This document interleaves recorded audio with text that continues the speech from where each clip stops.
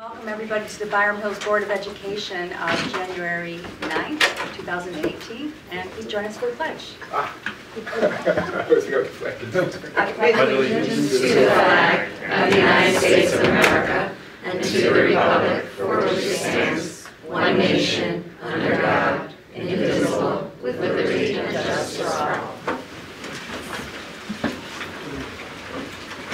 It's great to see a full board room here again, our first board meeting of the new calendar year. And in a little while we are going to kick off the budget season, with budget hearing 1. But just for the record, the meeting was called to order at 7:15. We went into executive session to discuss item 3.2, which was a negotiations matter for the BHTA. And we're going to go back into executive session after the public meeting to talk about 3.1, which is a personnel matter, administrative tenure, and 3.3, a Board of Education matter, succession planning, 3.4, legal matter, individual student, and we will talk about 3.5, which is a personnel matter, which is the superintendent mid-year evaluation, which is... I thought we were moving into public forum. Gotta see what kind of smoke comes out of the chimney after. So just, not that we're supposed to talk about executive session stuff, but just, you know, for the public's knowledge, it's not required by law that we have a midterm evaluation for a superintendent. It is required that we do an end of the year one, but it has been our practice to do a mid-year one. And suffice it to say, the district is in competent hands, and that's all I can say for now on that. Thank you. Hear, hear. Okay. Let's see. Any comments from the public on any matters that are not on tonight's agenda? Hearing none. Can I have a motion to adopt tonight's agenda? So moved. And a second. Second. And all in favor? Okay. And can I have a motion to approve our consent agenda for personnel, special services, and business? So moved. And a second? Second. And all in favor? And I just have to stop the meeting here for a quick second to say we did a couple of very important things. We always do important things in our consent agenda, but tonight especially important because we have just granted tenure to a very special director of special services, and Jill Boynton.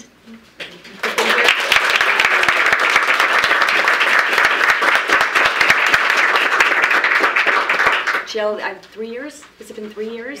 I feel like you've been here for That's unbelievable. I'm going to turn to Jen in a second because she can talk more to this, but I just have to say, I mean, we really appreciate you've really taken that special services department, really complete focus on our children, making sure that all our children are getting the education they need, and looking at it with an eye on efficiency, which is really obviously important to all of our taxpayers, you know, educating all of our students and doing it in the best possible way. So we love having you here, and we're so happy that you made this your home. And congratulations. And I'm going to turn over to Jen because she can talk a little bit more to that. Happily. And Jill said that this morning when I spoke to her, she said, I'm going to try really hard not to cry tonight because I do feel like this is home. Which is the way that we want everyone who works in Byram Hills to feel that this is your home, that this is a place you have an investment in. I know that you obviously had conversations with your son Tanner, who's here tonight, because when Robin said tonight we are, first we are going to pass the consent agenda, I actually saw Tanner smile and look at his mom like, this is our moment. So it was very cute to see that private moment. But you know, it's not every day, Tanner, that you probably get to sit in a room and listen to people give accolades about your mother. Oh, yeah. I know that. Is it that rare, Tanner? What about the dinner table?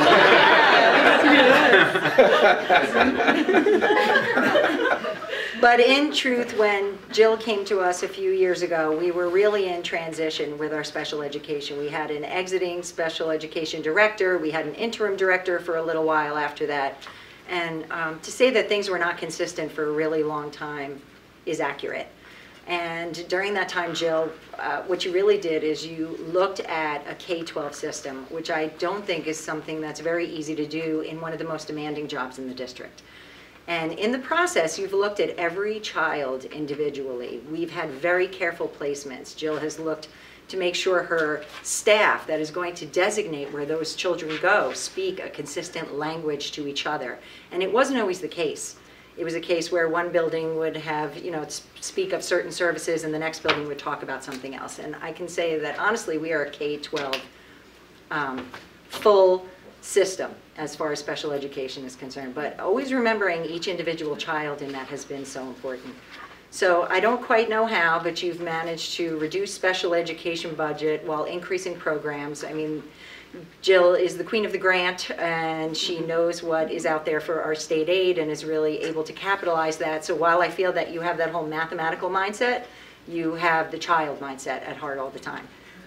When Jill came for her consultancy model, this was the grueling day where you go from building to building and you are asked to serve as a consultant to some administrators and teachers.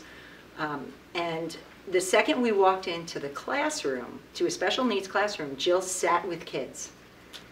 And, children are our focus here. And it was apparent to me from the first second that you felt that way. So we are grateful for them that you're here, and we're grateful for our administrative team that you make us so strong. Congratulations.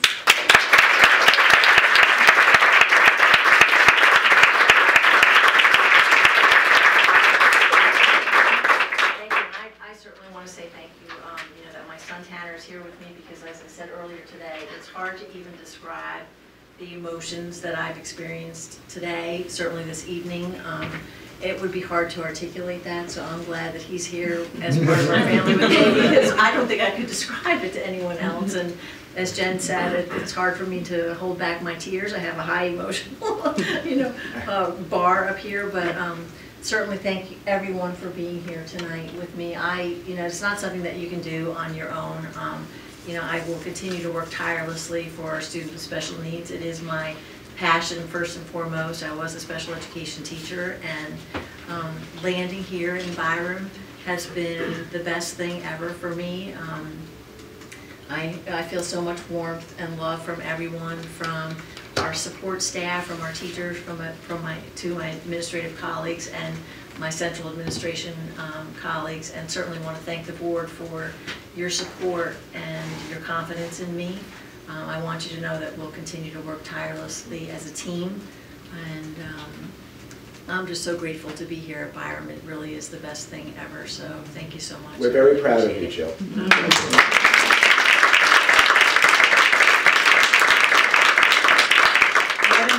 Teachers and administrators to be here to support you tonight. Can I put in my 2 cents? Oh, yes. Sorry, I have to. That's great. I've worked with Jill for the last 3 years closely as a mommy, and your extended team, and you guys are the best. And really, you guys are the ones that made me want to get more involved and join the board. So, I can't thank you enough as a parent for the work you do, and I'm very proud of you, Jill. Thank you so much. Jill, tonight on that same consent agenda, we had the resignations for the purpose of retirement of 4 of our teachers and 4 CSEA employees. And, really treasured teachers, Flaubert in special education, who's been here almost 40 years. Sasha Davies at the elementary level, who's been here 20 years. Bob DiMartino at the high school, 20 years. And Jessica Wolf, who's been here 26 years at Coman Hill. Not to mention Barbara Bomeo at Coman Hill, 20 years. Claude Ricard, one of our bus drivers and monitors, 10 years. Barbara Sibio, a teacher aide, 19 years. And you just really, this speaks to what you're talking about, that people come here and they like to make a career here and a home here. Thank you.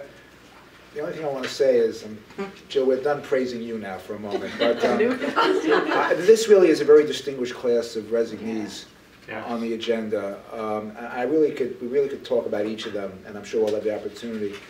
I just want to note that Sasha Davies' retirement, what she has done, at the elementary level for students, for the love of reading and especially the love of writing, the authors that she's created, it's just. I remember when she came to be appointed. I was at the board meeting when she came to be appointed, and she was teaching in the city school, as I remember, and she came in. She introduced herself, and I said, "So why are you here?" She goes, "I'm going to be appointed." I said, "What?" She goes, "3rd grade." I said, "Oh, my daughter's going to 3rd grade next year." And she goes, "Does she like to write?" I I said, well, yeah, but she's probably the worst speller in the history of the plant. She goes, I'll fix it. And she did. It turned out my daughter got assigned to her, and my daughter heard me saying this. She would never talk to me again. But there's a lot of talent here at Byram Hills. There's a lot of talent in so many different disciplines to make it a great place. And Jill, as Jen said, the work you do for special services and health services is just, the workload you have is significant. And that you can do it and keep a smile on your face and have your son Tanner have a smile on his face is a good thing. We wish you many, many more happy years here at Byram Hills. And you had the historical perspective on Sasha Davies. I can give the contemporary perspective, I feel a little older now.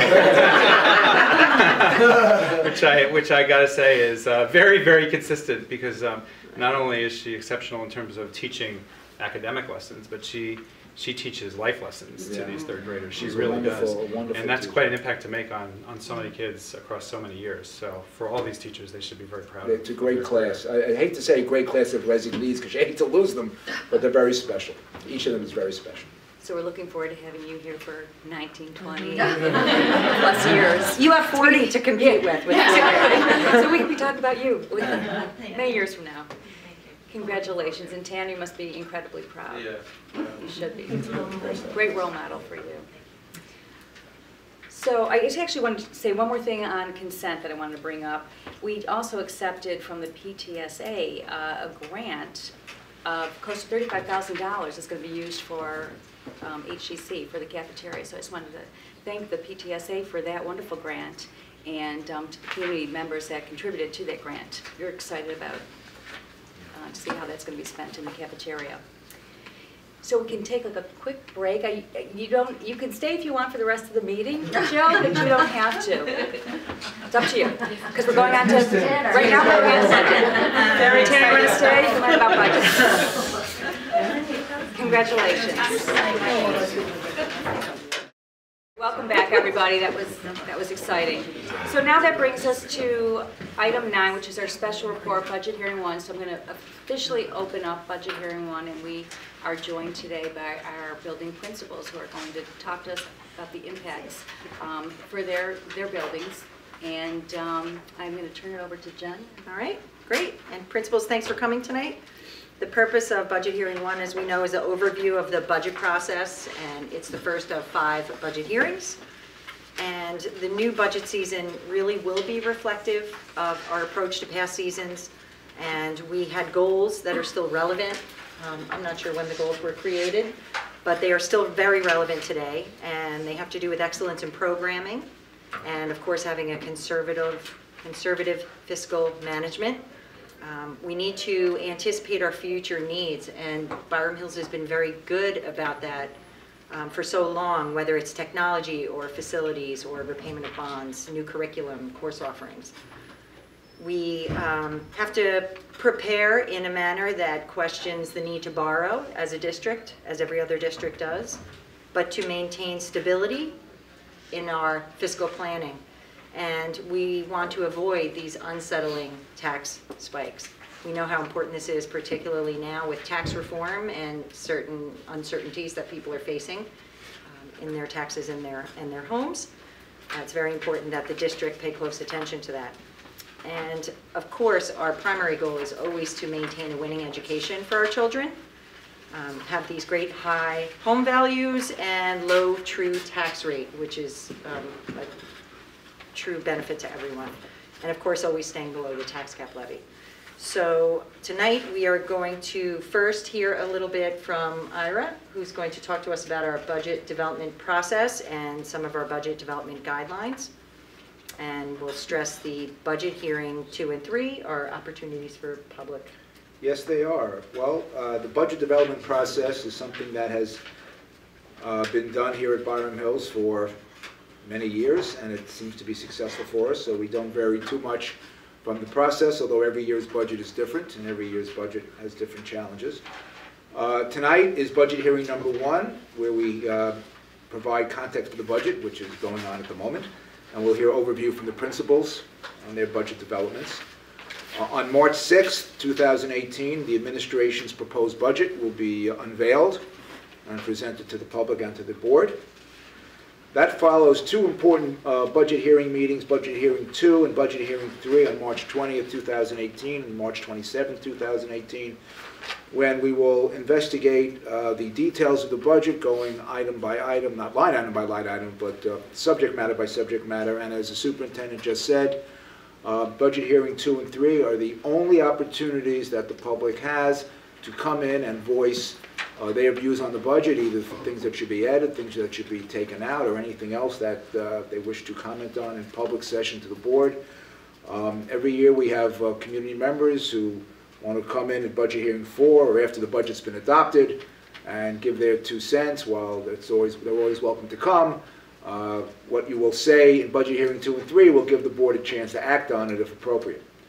So March 20th and March 27th, Budget Hearing 2 and 3 is the time allocated for public participation in the board process, which is followed on April 17th by Budget Hearing 4, at which point the budget is pretty much nailed down and the board is voting, getting ready to vote. On April 24th, 2018, the budget is adopted, and the details of the budget, including the total dollar amount of the budget, is read into the record of the board meeting, which is followed on May 8th with Budget Hearing 5, which really isn't a budget meeting. It's a state-mandated budget review that is offered to the community, but obviously at that point changes cannot be made to the budget because it's already been adopted.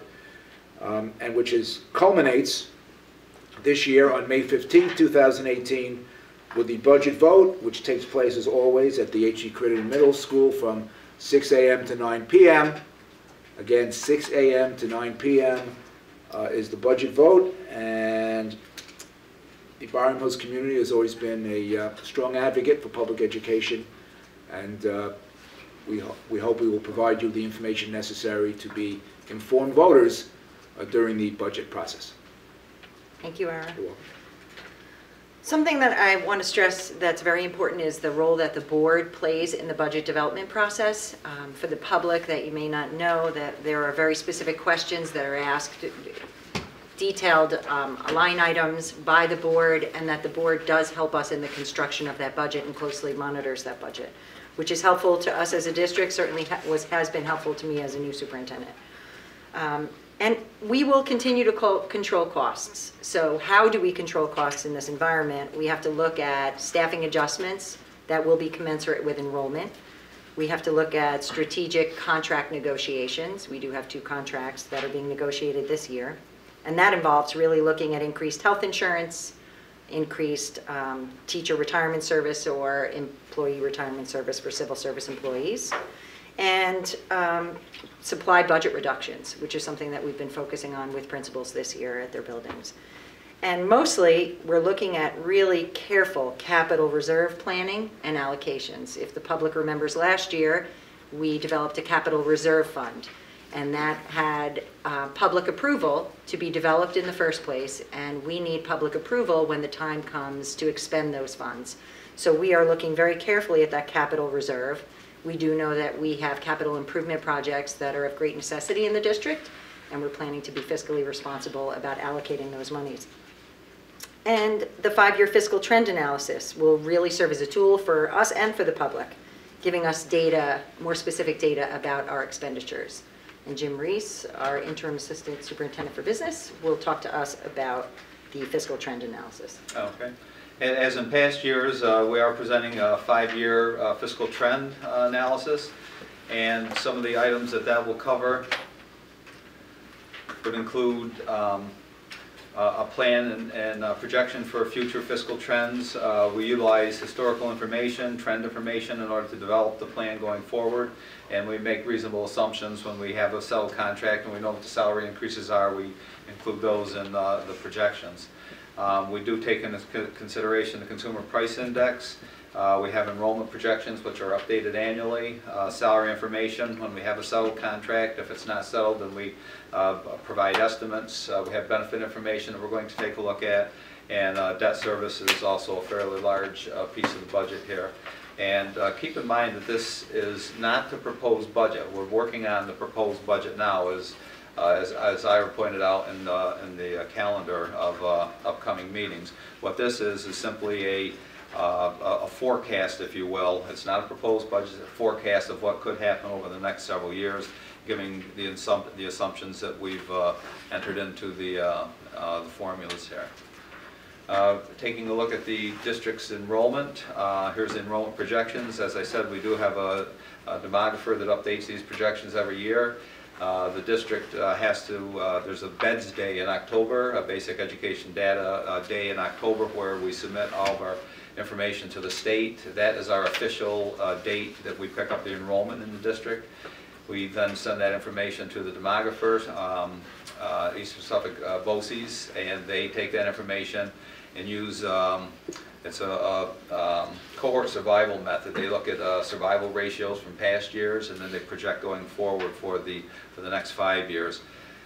We are showing, you can see, slight reductions in our enrollment going forward.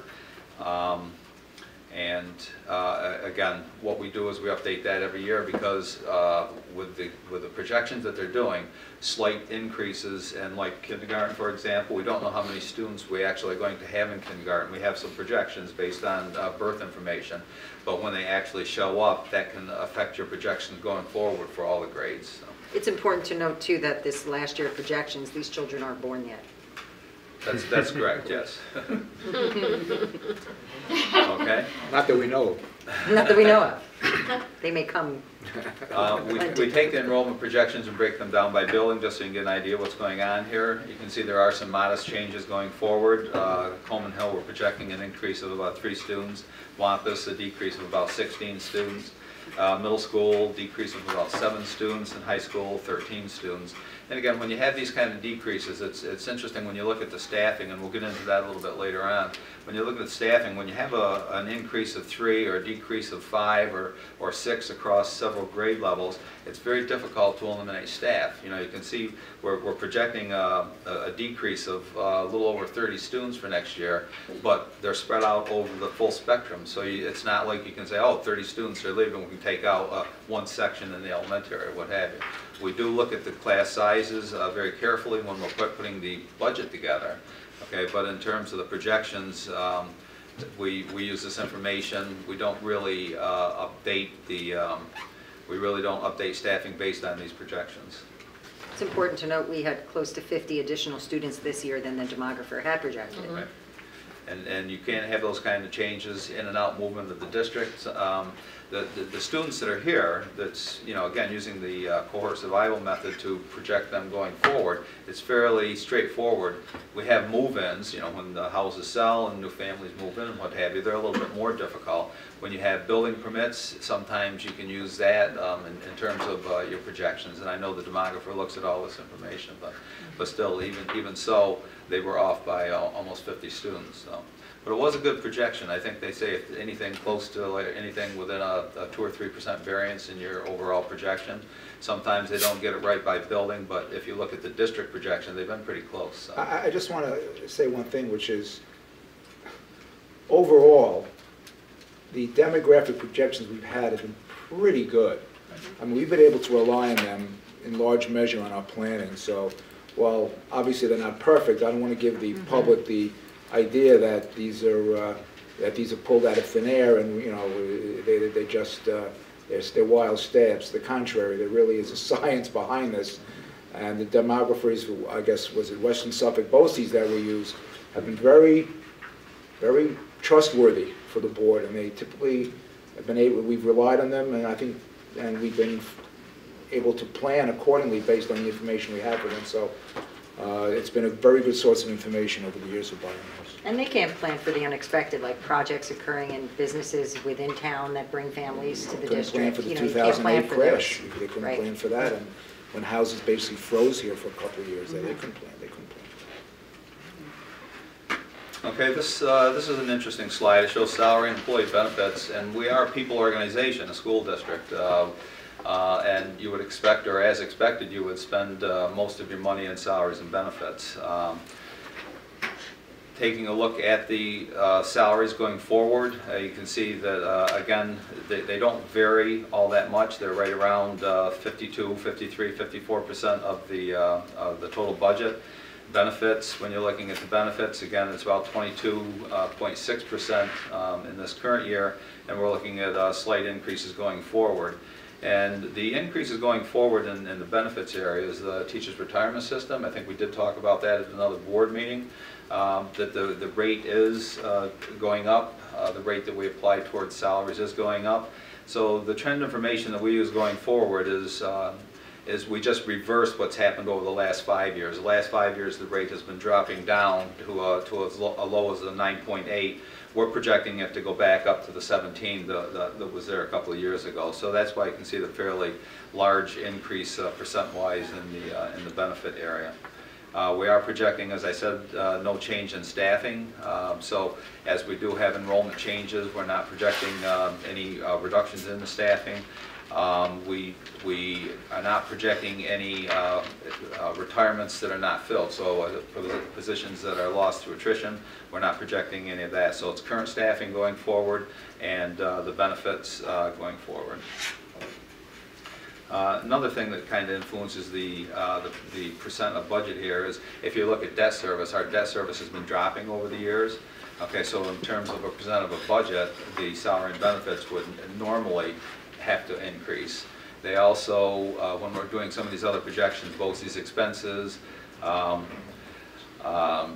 we're projecting them at a 2% level, whereas the salaries we're projecting a little bit higher than that. So again, the discrepancy between the two tends to grow.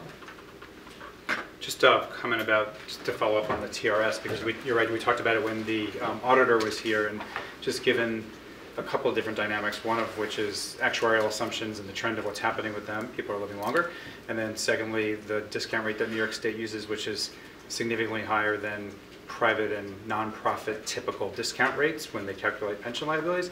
It's a good assumption to make that costs are going up, so I think that what you did makes complete sense. This slide shows our debt service going back to the 13-14 year. And the district over the past several years has used some of the reserves to reduce the impact on the tax levy. I think that's a great idea in terms of using reserves or fund balance. Whenever a district is using reserves or fund balance, you want to use it as one-shots.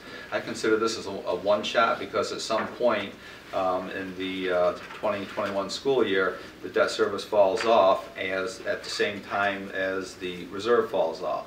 Okay, so you're not funding an operating expense using a reserve or fund balance. You're funding what I consider in this case a one-shot, and it's great planning because the debt service is dropping off. When you get to the 2021 school year, you'll see that the budget can be reduced, or what we apply to the budget would be reduced, and then going forward to the 25-26 school year, if the district does not incur any additional debt, we have another $2.5 million dropping off at that point. So that provides the district with some great options. If you do have to do a capital project in even up to the high $20 million range, you could fund it without having to increase the levy. Okay, if if it brought the funding in the 25-26 school year, for example, or if there's no pressing need to do a referendum at that point to bring in any additional debt, then you just let that drop off, and you would see a reduction in the budget. And what we're showing is a reduction in the budget here if you look at the projections going forward.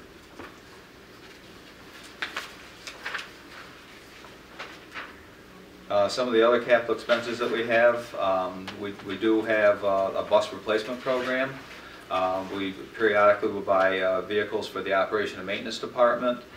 We also have a furniture allocation to replace old or broken furniture. So that's you can see we're projecting basically the same level going forward. No real increases there. BOCES, contractual and other expenditures. Other expenditures include supplies, materials, and textbooks. You can see that over the course of the whole projection here, it ranges from about 15.5 to a 16, a little over 16%. Supplies and materials, account for about $2 million of that. Contractual expenses are about $9 million. And when we say contractual expenses here, it's not the negotiated contract with the teachers union or the civil service union. Contractual expenses are things like maintenance service contracts, maintenance projects, billing repairs, utilities, memberships, audits, architect fees, legal fees, special ed tuitions, services, contracted services for special education. So it's things that you really can't hold in your hand, which are considered the contractual items. BOCES, we do subscribe to a number of BOCES services. Our BOCES contract is almost $4 million, and that includes a lot of the technology that we've brought into the district over the last several years.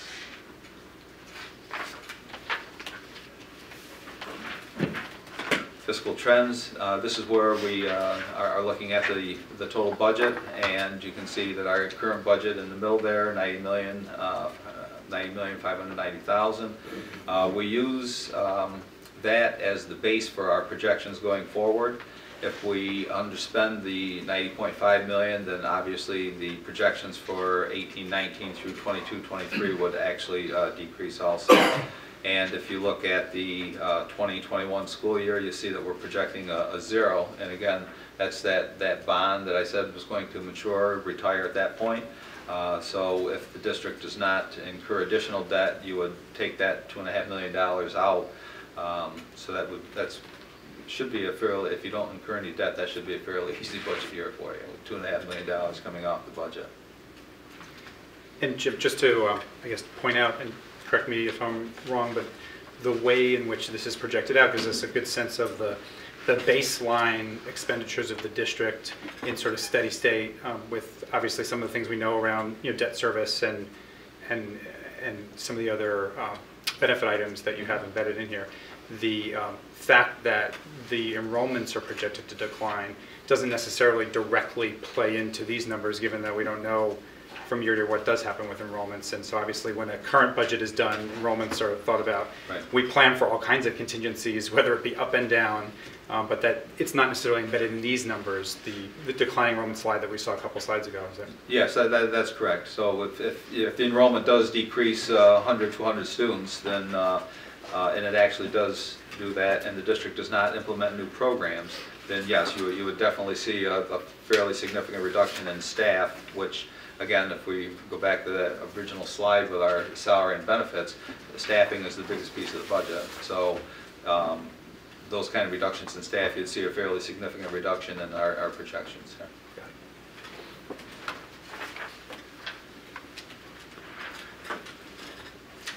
This is our revenue over the past several years and going forward, and as you can see, the real property tax is really the largest piece of the pie here.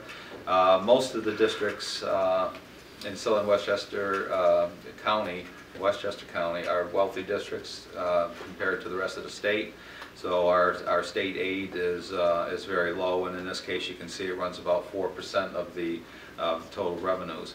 We do have a pilot agreements in the district, several of them. Pilot agreement is a payment in lieu of taxes, so the property really is not on the tax roll, but the corporation pays us a set amount based on an agreement. The STAR revenue we really don't budget for. The actuals that you see there, you can see that it's actually going down as our taxes have gone up, then the STAR actually goes down, the amount that you apply toward the reduction. So total this year, $90,590,000, and we had this projected going forward again. Not much increase in state aid because we are a wealthy district. We have information now that leads us to believe that our pilot agreements are going to be decreasing. We haven't received final information on that yet, but we have factored in some decrease in the pilot arrangements here. And as we get more information when we're putting together the proposed budget, then we would include that in the proposed budget.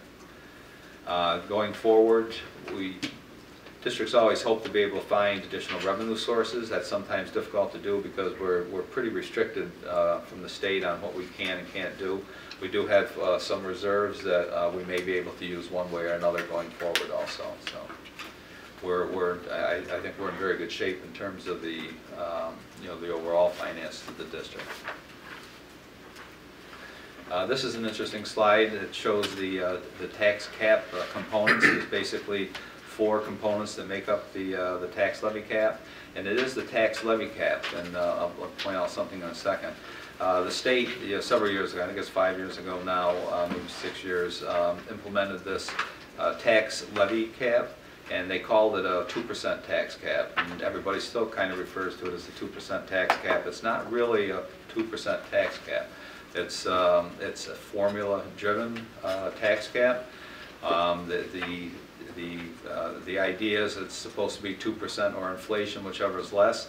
But they factor in, you can look into the right here, they factor in things like the tax-based growth factor.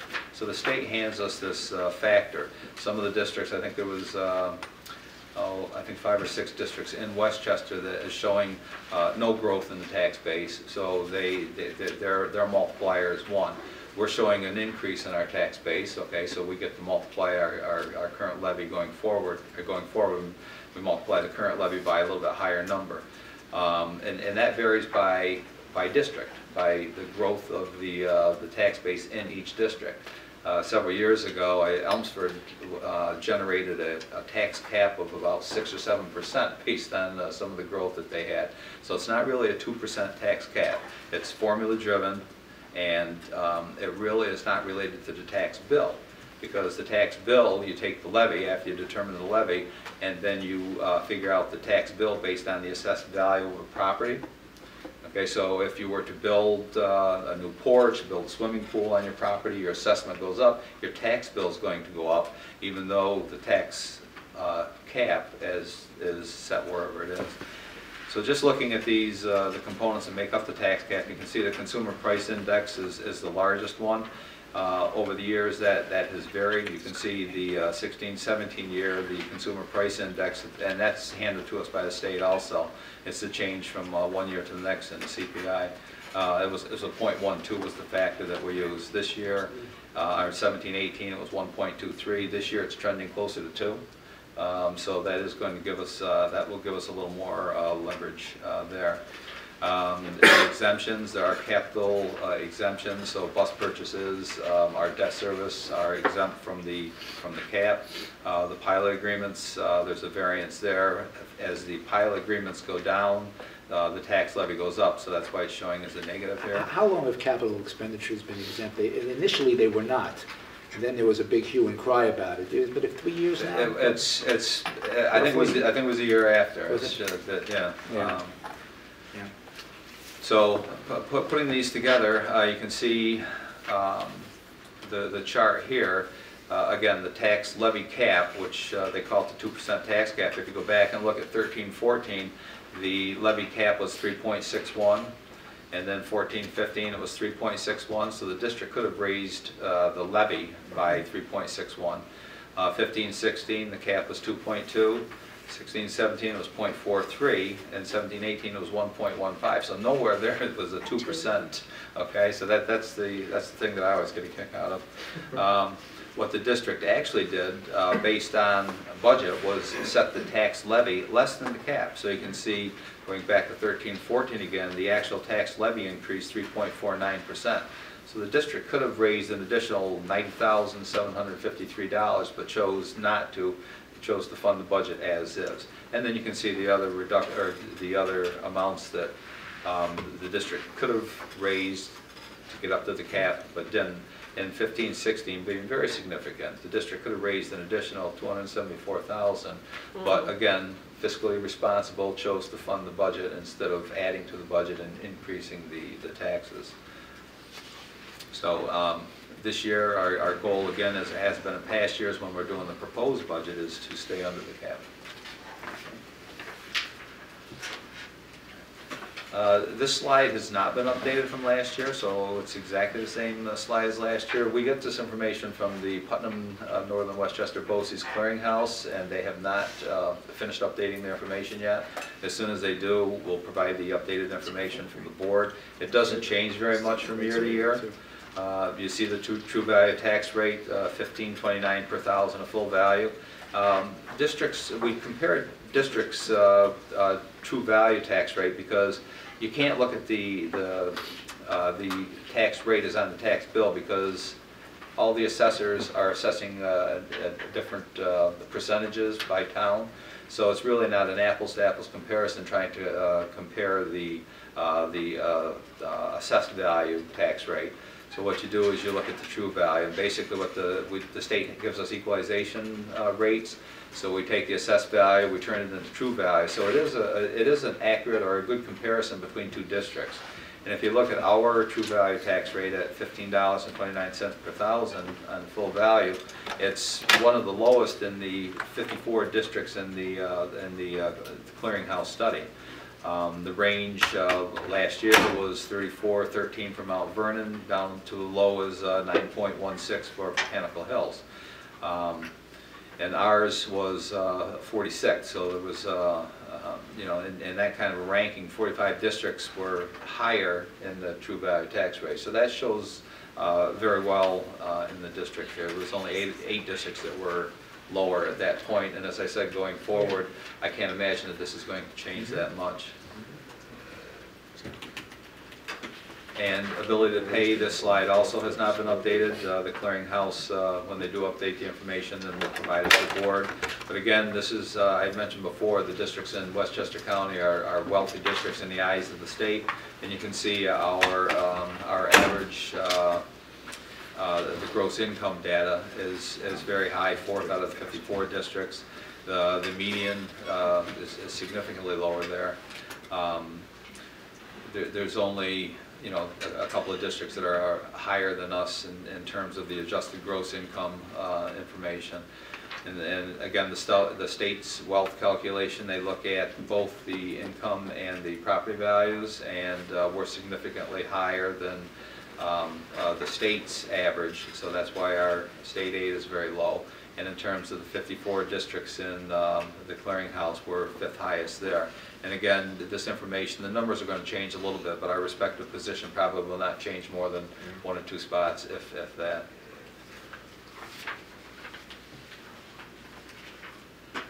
And this is the schedule that Ira went over at the beginning of the meeting. There is information will be posted on the website after the budget is adopted. After the 24th, information is posted, put in the library, in the buildings, each of the buildings. There's a copy here in the district office, and we do a brochure that goes out to the public. So.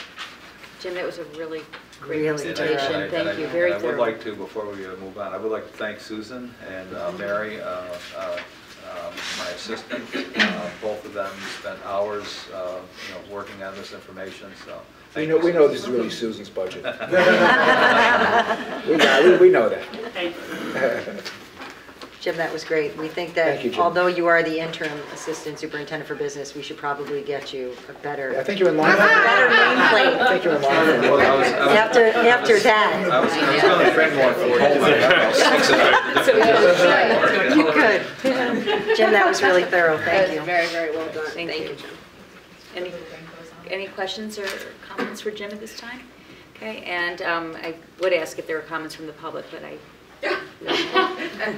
Okay, so no comments. So at that point, then we are closing budget hearing 1. And they'll move us on to unfinished business. Thanks again. What about the principals? The principal's curriculum. Oh, there are 4 people sitting here in the room. First, we'll have other issues affecting. Late. Oh, is that okay? Okay. 9.22. All right, backing up again. We're reopening that hearing, and you said 9.2. Oh, other issues. Other issues affecting the budget. I know that I spoke before about our long-term capital improvement goals and the capital reserve fund, but what Jim hit on in slide number 11, when he was showing the debt service, I think it's really important for the public to see that. When we have debt service right now that is significantly high, we really have to be looking at those capital reserves to offset that debt service. And that there may come a time as we hit the projected 2020, 2021 years when that debt service drops off, should capital improvements need to occur. At that point, we feel the district is ready to handle more debt than it has now. But fortunately, because of very conservative planning in the past, we are not hit with paying off this debt service for 2 very large expansions that we've had to do in the district over time, and putting out a new bond for the public right now. So we're very comforted by that. And next. There we go, 3. So now 9.3, now, the one we've all been waiting for, the principal's curriculum budget overview. All right, I'll start that. So we have our 4 principals from our 4 buildings here tonight. Thank you so much. Mary Beth Krupe, principal of Coleman Hill. Deb Cagliostro, principal of Wampus Elementary, who will be leaving us at the end of the year and is going to miss budget hearing 1. Kim Lappel, our principal at Crittenden Middle School, and Chris Walsh, principal at the high school. And I think what you're going to hear from the principals' explanations of their budgets tonight are that they're articulating a relationship between the programs, the goals, and how that money is being planned to be spent during the next school year. So you're going to see a tie to those 3 things and how we really are using the budget to support initiatives at each building. So you'll hear each of them touch on that a little bit. And we have a bunch of curricular priorities that we remain focused on, and it's important to note, and Tim was very good about bringing this to the attention of the principals, that these curricular priorities are what you should be honing in on when you're looking at your budgets this year. So when we analyze the budgets together, we look to see how are you meeting these curricular priorities that we have as a district to really align what their goals are. So I think we'll start with Mary Beth, our youngest learners. Well, I'm pleased to share with you that at Coleman Hill we have a very conservative increase in our budget of only a 0.13% increase from the previous year, so it's very minimal. We were able to make some reductions, as Jen had mentioned previously, really in our supplies. Really, our biggest line item increase is in our math textbooks, and this increase is a result of our implementation of our new math program, Investigations. We do anticipate seeing these numbers in our math budget really for the next 3 years. This is because we are purchasing a 6-year contract for the textbooks and the technology component of this program over a 3-year period. So after 3 years, we do believe that there will be a significant reduction in our math budget. I can tell you the implementation that we've been doing in kindergarten and 1st grade with Investigations has been absolutely phenomenal, incredible. We find it definitely, we will be having a K-5 math program, which will be excellent continuity for our students, and it will certainly it does align with New York State learning standards. As with our district priorities, it does incorporate technology throughout the curriculum and within the instruction, and really it engages the students in higher order thinking and problem solving content. So although this may be an increase in our budget, we find it very much in line with our goals and really beneficial for our students. Mary Beth, can you give us an idea of what the tech needs are? It's different than what we have currently in the school, the technology? It aligns, it's really part of the program. So Investigations, there are technology gains and activities that align within the curriculum that the students have access to. So it's actually a package deal, and what we'll be doing is next year we will be ordering a 6-year bundle, so to speak, for kindergarten. So that means we will have textbooks and the technology component of this program for 6 years, and we won't need to purchase that. Okay. Just out of curiosity, it's a question that's broader than Coleman Hill, but when we're buying these bundled solutions these days, where it's going to have a tech component and potentially an offline component, it makes sense that you potentially want both. Are they priced higher or lower or the same as historically what run-of-the-mill textbooks were when you go back 5-10 years ago? I would say they appear higher, or they appear lower actually than a textbook, but it depends how long you keep them, so you have to really look at the life expectancy. So what Mary Beth's talking about is 6-year. We compared the costs of getting a 1-year, 2-year, or 6-year license with this. We save significantly if we get a 6-year, but it's too much to purchase all at one time. We used to be on a 5-year cycle. Exactly. So I think over that course of 6 years, we get both a hard copy and online purchase, and the cost of that is much cheaper than if we bought textbooks every 5 years. Got it. Okay. And we get so much more. You started Correct. using yeah. it? Yes, in kindergarten, first grade. And next year, we'll roll out also grades 2 and 3. So Coleman Hill will have complete implementation starting next year. Okay, but you haven't had a chance to see how it affects Wampus. Not in terms of Yeah. implementation. This study took a couple of years. We looked at a couple of different programs, so we're familiar with what it looks like. We just haven't implemented it yet and had that training. But it'll be interesting to see Yeah. the second graders going into third grade, how Absolutely. they Yes. do Yeah. coming Yes. through this program. I can tell you the mathematical conceptual knowledge that the children are having is far greater than what we've experienced in the past. So many teachers are saying to me, I can't get over the math that we're teaching at this time of the year. These things would have been done much later, and the children are understanding it. Their vocabulary has grown immensely as a result. And on top of it, they really enjoy doing math too. So it's very engaging for them. We're finding it really to be an excellent program to help engage our students in math. Looking forward to seeing it next Yeah. year. Peggy and I are currently planning an update to the board on what we're seeing so far in the implementation. That's great. Thank you. Thank you, Mary Beth. Sure. Deb? So going right, flowing up to 3-5, we have also a conservative increase in the budget of 3.5%. As Mary Beth said, the implementation is going to now go into second and third for the upcoming school year. So most of that increase for us is due to the cost of getting all of the materials that are necessary to start at third grade for next year. And that's all, it's very strategically planned, both in terms of budget and in terms of practicality of implementation. So a lot of my budget, or the Wampus budget, is focused on the math resources.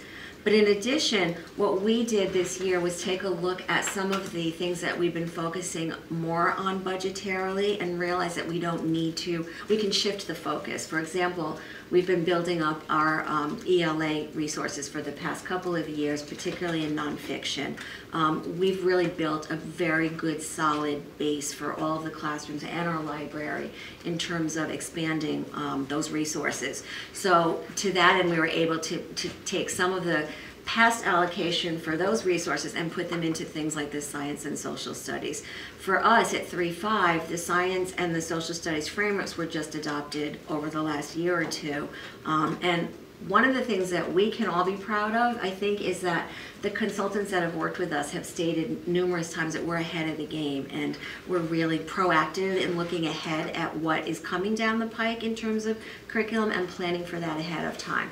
So currently we're working in science on expanding particularly our energy and our engineering units, because engineering was totally new a couple of years ago, and even though the framework hadn't been adopted, we knew that was coming. So we started to proactively build the resources and the training needed for that. We still need to continue that though, because now that they have been adopted, we've seen what they actually look like in terms of the cross-cut and curricular and what resources we still need. And it's mostly in engineering and energy. And then the other focus that we've been focusing a little bit on the social studies framework, because that one has had a longer timeline for adoption. But now that's pretty much in place. And so now we're looking a little bit more at focusing some of our resources and our budgetary resources in that regard as well. Although we don't need as much for that, because a lot of that we've been embedding with our ELA. So where we did a lot of nonfiction purchasing, we did a lot of nonfiction purchasing in that wed with the social studies and the science curricular. So we're in good shape with all of that. So the primary shift in the budget was to build up a little bit more of the science curriculum resources, and also to be proactive in rolling out the phases for Wampus of the investigations program. What about 4th and 5th grade math? That'll be the year after. So that's the- Following. okay. Yeah, we're doing 2 grade levels at a time, Okay, so got we're it. going to continue with Engage New York for those. The science is being rolled out for 3rd, 4th, and 5th grade now. Science is rolled out 3rd, 4th, and 5th. We've been working, developing problem-based learning units for those, especially for the new units, and now we're going back and tweaking the older units to make them more rigorous and more problem-based. So that's you know, the main part of science is the newer things that we hadn't taught in the past and now we do need to teach. While the state has adopted the new science standards, finally, they still have not put out when they're going to revise the assessments. So they're looking at revising what's currently the 4th grade science assessment, which will become the 5th grade science assessment, but the timeline has not been released. We're expecting it this month, but it's been pushed back several times. So it'll be 5th and 8th instead of 4th and 8th, is that? Right. And with the math, is it just a little bit, is it too much to roll out everything, or is it the fact that the current 3rd graders don't have the... Yeah, so we did a rollout in 2006 when we adopted a new math program. We did K-5 all at once, and that was really challenging for several years because the upper elementary grades just don't have the background or experience yet. And we thought doing it 1 year at a time was too slow, so we thought this was a good compromise. So we're evaluating that at the end, and we think it's working okay, but we'll talk to you more about that when Peggy and I present about what we're thinking about the rollout. Thank you, Deb. Great, thank you. Thank all of you for always supporting us. Kim? I'm following the pro. So the newbie's going to, I'm going to thank you for the opportunity to talk to you about the budget. It was declining your budget. Yeah, she does. Because the budget is the fiduciary aspect of our work at the middle school. Our budget is designed collaboratively with the department chairs, the department director, or the directors, and also the district office. It is built to support our district initiatives, our department initiatives, and then our essential question at the middle school. And I say essential question as a proper noun because honestly, we, at the end of last year, the faculty sat down and worked hard to capture a focus for our work that really explained what we do and what we believe, and that's our essential question. I'd like to just share it with you. We put together that we'd ask, how do we at HCC create an active learning community in which everyone is empowered to take risks and to embrace rigor while maintaining a balanced, healthy mindset? And this became the framework for all of our work and for the faculty to utilize. So no matter what department you're in, and no matter what initial or independent initiative you're working on, you have this lens to work through so that we're working together, we're moving forward, and that we're all interrelated. So this year's budget is a conservative decrease of a 3.5% decrease. The primary reason is, honestly, I'd have to thank you. I took it all.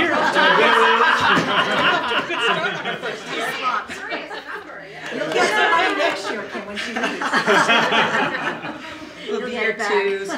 Just kidding. But we can say that happened mostly because of social studies investment last year of tech books, TCH books. It was a large investment. That was a one-time investment. But I'd rather talk to you about what we are investing in this year in terms of our resources. And our resources are supplies. There are textbooks, and there are professional capital, which is our teacher training and the professional learning. So our budget will continue to develop the math curriculum, as well as the new pathways for acceleration in mathematics. Our budget will allow us to continue building our teachers' capacity to provide students with voice and choice. That's the active learning part of our essential question. So as our science teachers are beginning to write the curriculum aligned with the next-gen science standards, or as our social studies teachers are writing their curriculum for the New York State standards, they will have also the training and the support and the resources to include that active learning, whether it be problem-based learning or learner-active technology-infused classrooms. So that kind of work will be part of our curriculum development in our units. I need to do this, sorry. We will also continue our work in our co-taught model. Next year will be our 5th year with this co-taught model. It's very successful.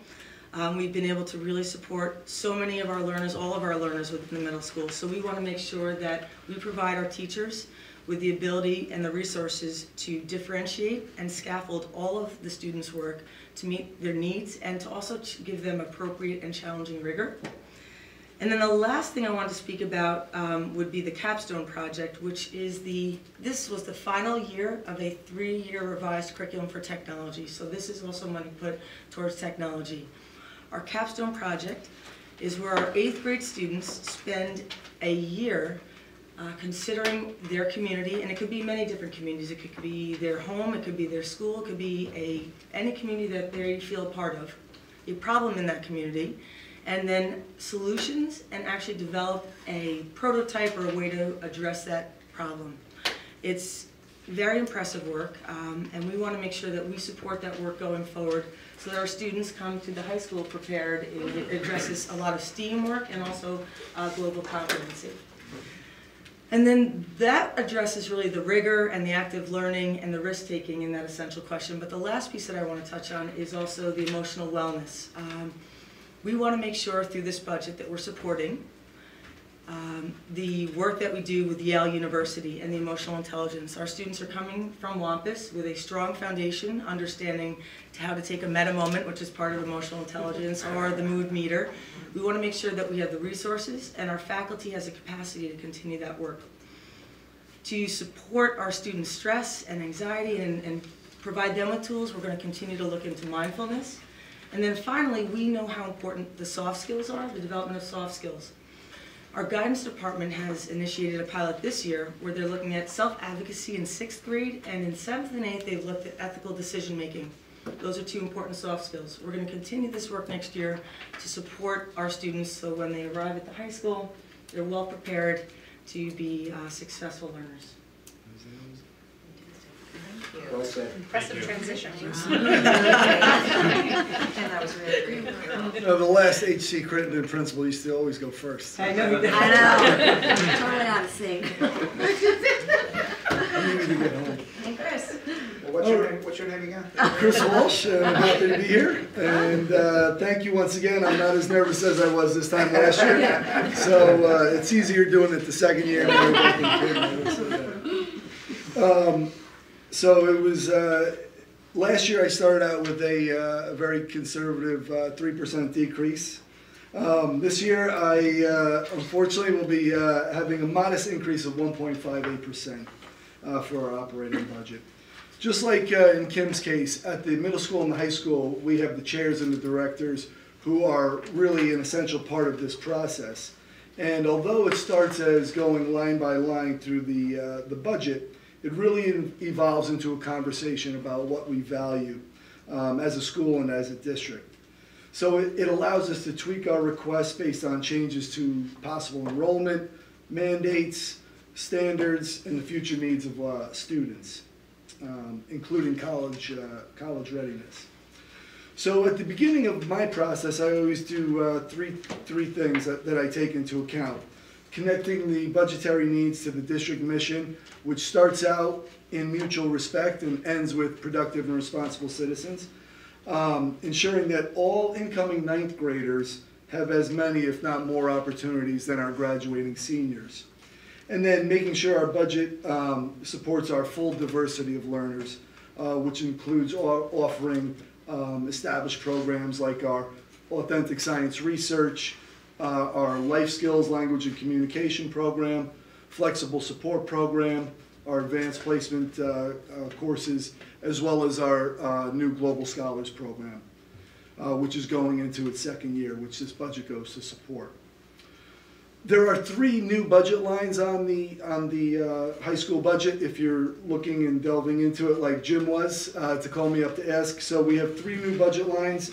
One for our mentor and peer leader and TA programs, so our leadership program, aligned just for that. Why would there be that wasn't carried before in a separate line item? No, because what happened is we were having, I guess it would be territorial arguments about who is responsible. Jurisdictional disputes. Yes. And in the case of Global Scholars, where we have, you know, Dwayne Smith, Melissa Stahl, and Jen Layden all teaching the course, I didn't want them to get in a room and have to fight it out.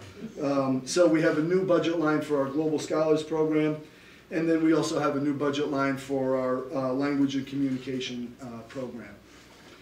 So some highlights of the budget from this year is we're going to be continuing support for English, mathematics, social studies, and science teachers as they continue to modify their instructional approaches to align with the new state standards which are coming up. In mathematics, teachers are also preparing well in advance for the changes to our acceleration process, which are coming our way in a few years. The math, if you look at the mathematics line, their travel expenses have increased because what they're going to undertake is to go to different colleges and go to those actual programs to see how math and engineering are being taught in the actual colleges so that they can come back and align it with what we're doing at the school. We are again once in a rollout with our Promethean boards, and we're very grateful that we have that technology to use in the school, and this budget goes to support the shift to Promethean boards in all of the core areas. We want to continue and maintain our college acceptance rates by continuing to offer our rigorous academic programs with the requisite reports services. This includes continuing to offer 23 advanced placement courses. We're going to continue to expand our co-teaching capabilities in English, mathematics, science, social studies, and world languages. This year we took a big leap in our co-taught offerings, and we have seen great strides with our students in those courses.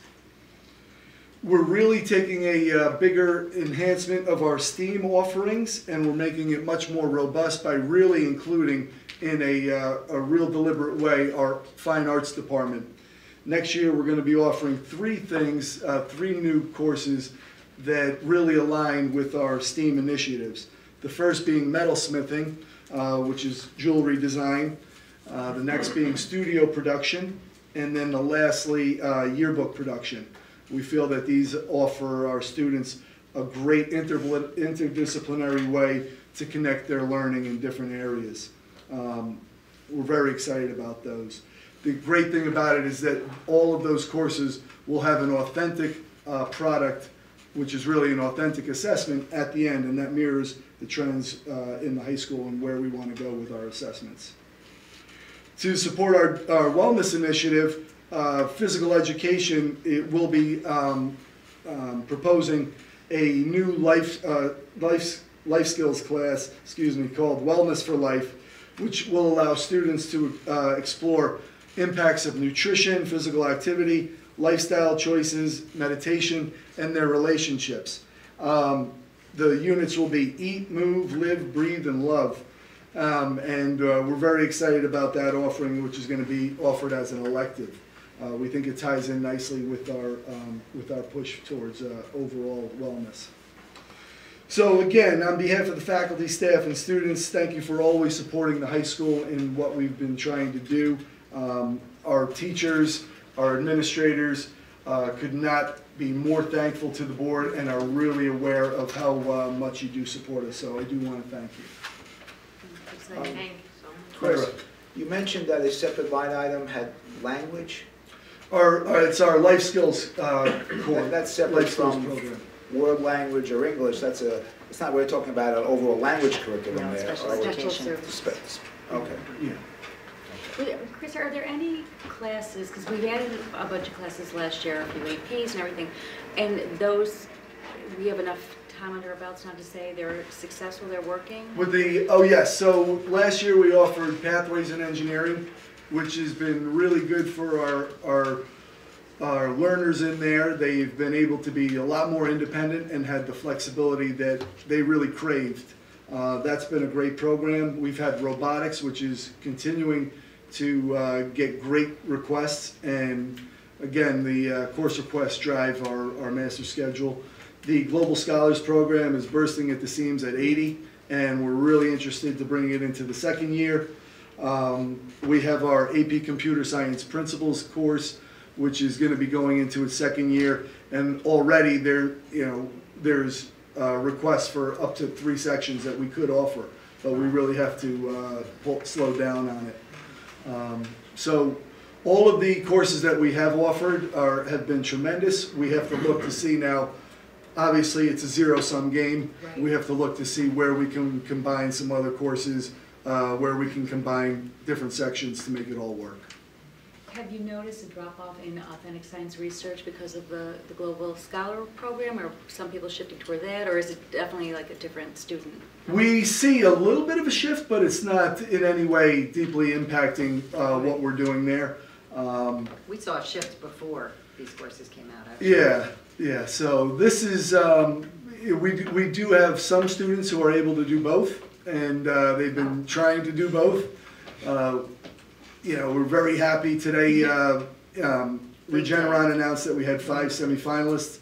So again, that program is, continues to be something that really holds us firm in the district. But the Global Scholars Program has not really been too much of a draw away from the other programs. Sometimes you talk about declining enrollment. Sometimes the addition of courses is actually a refabrication of courses. Yes. Like the. We had the race, gender, and class. We reclassified last year, and just by retitling it, has increased the course requests there. We named it actually what it was, rather than trying to hide what it was. And they came out. They came out in droves. Okay. Yes. Yeah, and even with electronic music now, it's one of your new proposed Yes, courses. which is studio production. It's electronic music too is now being studio production. Well, it's great that you're experimenting with these new courses, and even if you came back and said this one didn't work, here's why, we would say that's great, because at least you've been thoughtful about all of it, and you try these things, and obviously what you did last year seems to have worked really well. But it's So good to experiment sometimes. Yes. Your enrollment is dropping, Mm-hmm. and it's going to be almost 100 students soon down. Is that impacting, right? Do you see any major impacts in the mission, not the mission, but in what the high school, the planning for the high school? Yeah, all of the planning that we're doing is with an eye on the realization that we know our enrollment is dropping by as much as 25% within the next 4 or 5 years. Yeah. So in discussions with Jen and Tim and Peggy, we know that any of those discussions are going to be really centered around staffing, which is not necessarily a part of the budget process here. But yes, very concerned with our eye on it, and we feel very confident that we will be able to maintain that same high level like we talked about, those 9th graders coming in and getting what the seniors have I got. have a sense it may not be that drastic, but it is definitely a reduction. Yeah, just thinking through like the logistics of the scheduling to make sure that everything still works. Right. Yeah. Everything becomes more difficult with Yeah. smaller numbers. Mhm. Right, and these classes that you're proposing for next year, are they with current staff? The staff are. With current staff and no increases in our FTEs, our full-time Well, equivalents. maybe we can get the Class B in some sports and really start racking up some Yeah, Yeah. I think we were like Why about not? 4 or 5 away, We are. and we'll be there soon. Yeah. And I'm happy to report 7 a.m. economics has been great for everybody. They're So, showing up, huh? They're showing up. Yes, and it's- That's right. They don't mess with Dr. Apt at 7 in the morning. If you give it, they will come. That's right. Congratulations to the school and all the children, all the students who did so well. Yeah. That's amazing. That's Yes, it amazing. is. It's good to hear. Congratulations. Quite an achievement. That is one of the crown jewels we have. I'll speak more about them in my student life. Thanks. Thank you, and I like what I hear, not only, as you're talking about the different curricular priorities, I'm writing your initials next to each of these priorities, really a high focus on aligning the curriculum and instructional strategies to all of these standards that are coming our way. Interestingly enough, while we're doing so much with technology, less of the conversation tonight is about technology, because I think we've been very successful at developing this technology integration over time, that we don't need to speak about it as something new anymore, which is a real shift for us. And I think you also spoke quite a bit about engaging students in higher order thinking and STEAM and emotional wellness, particularly Kim talking about emotional wellness, which has been a real driver for Crittenden. But I really heard careful rollout of programs for students, K-5. I heard about risk and rigor at the middle school, and then at the high school, really attending to the diversity of learners that we have, which is true because there was a time where the focus was really on the high achieving student. And I remember my predecessor, who used to be your predecessor as a principal, focused on the middle 20% and how these children were so strong. And now I almost wonder if the conversation needs to shift a little bit. It's not just about that middle 20% going into colleges, but it's about them pursuing so many diverse interests that we're able to help them do now that we didn't have 10 years ago. We didn't have an approach to education like this 10 years ago. So I appreciate the time you put into your budgets. I just want to say that to Ms. Lappel, that you replaced a legend, and that's never easy. I just couldn't be more thrilled with the job you're doing. Wow. Hear, hear. Thank you. Yeah, well, And thank you for preparing our children for jobs that don't even exist. Yeah. You guys are really staying ahead of the 8 ball. It's amazing the fact that you're sending teachers to colleges to see that we're aligned to them. That's above and beyond. That's incredible. Yeah, but as I'm looking at the 4 faces sitting here, I see, Deb, this is your last budget with us. But your legacy will live on. Next year we'll have your budget, so thank you for the thought put into this. And we're thrilled for the new faces at this table too.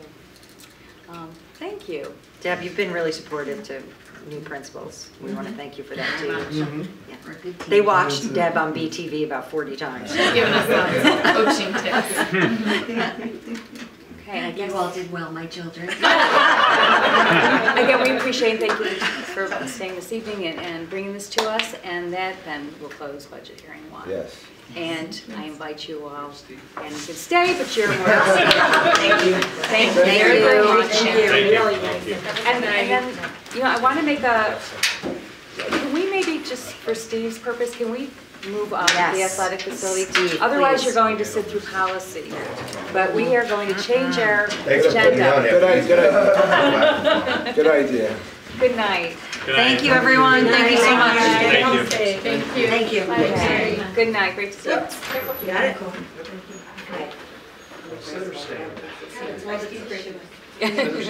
Steve, you could stand if you're more comfortable. Yeah. All right, so we're going to 11, we're jumping ahead to 11.1 athletic facilities review. And this is actually one of the board goals. And so I appreciate you bringing that to us tonight. And we had an athletic facilities review, and we're anticipating this review to be presented to us in March. But knowing that we're going to be moving into a budget cycle, knowing that we are looking at asking the budget to allow us to spend from that capital reserve fund for some much needed repairs of fields, turf and track, I thought it was a good idea if Steve, who had been a part of that process, came to give us a sort of sneak peek at what that looks like, so we can start preparing ourselves for what the report will say and what our budget expectations are going to have to be moving forward in the cycle. That's good. Thank you for doing that, and thank you for being here, Steve. No problem. Thank you, guys.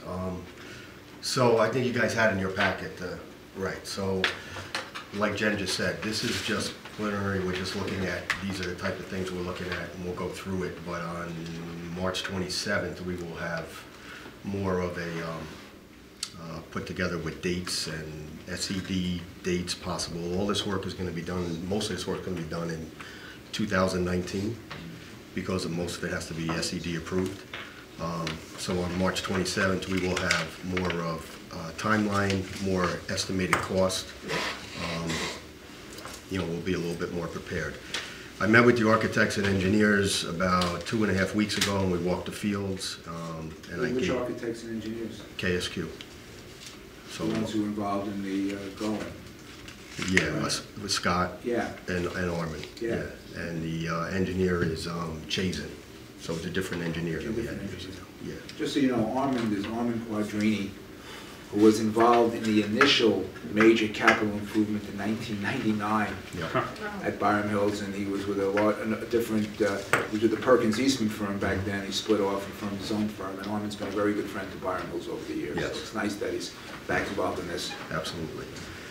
So in walking, you know, I gave them our opinions. I had spoken to Rob and Jen and Jim, and I just gave them our assessment of what I thought what we thought we needed. So Obviously, the synthetic turf, it's a replacement of the entire field, but it's just a replacement. So we don't have to do any underground work. We don't have to do any drainage. We are looking at possibly just improving the drainage around the end zones because there's a small strip drain there and it's very hard to maintain because you can't really get anything in there to clean it. So we're looking at minor things like that. We're looking at goalposts, new goalposts, visitors bleachers to go on the other side. Why are we thinking about that? Yeah, why? Just because both teams are on, both schools are on the one side, so there was a concern about separating, putting the visitors on the other side. Issue? How often do we have attendance? Yeah, that really warrants that. Usually It's I don't know if it's an issue, but it was brought up, so it's something. When we go through this, basically all these type of things, when we go through the bidding process, they're going to be alternates. The only reason why I think it's a bad idea, frankly, is you put that across the way. Those people are right on top of the teams. I mean, especially in soccer, the soccer teams. Really good point. The soccer teams, Yeah. I wouldn't put anybody over there. The other thing too, it's close to the bathrooms, but it's really far. I know I wouldn't put made us anywhere. do that. It was so I'd like those to- parents no walk all the way to the other capacity side.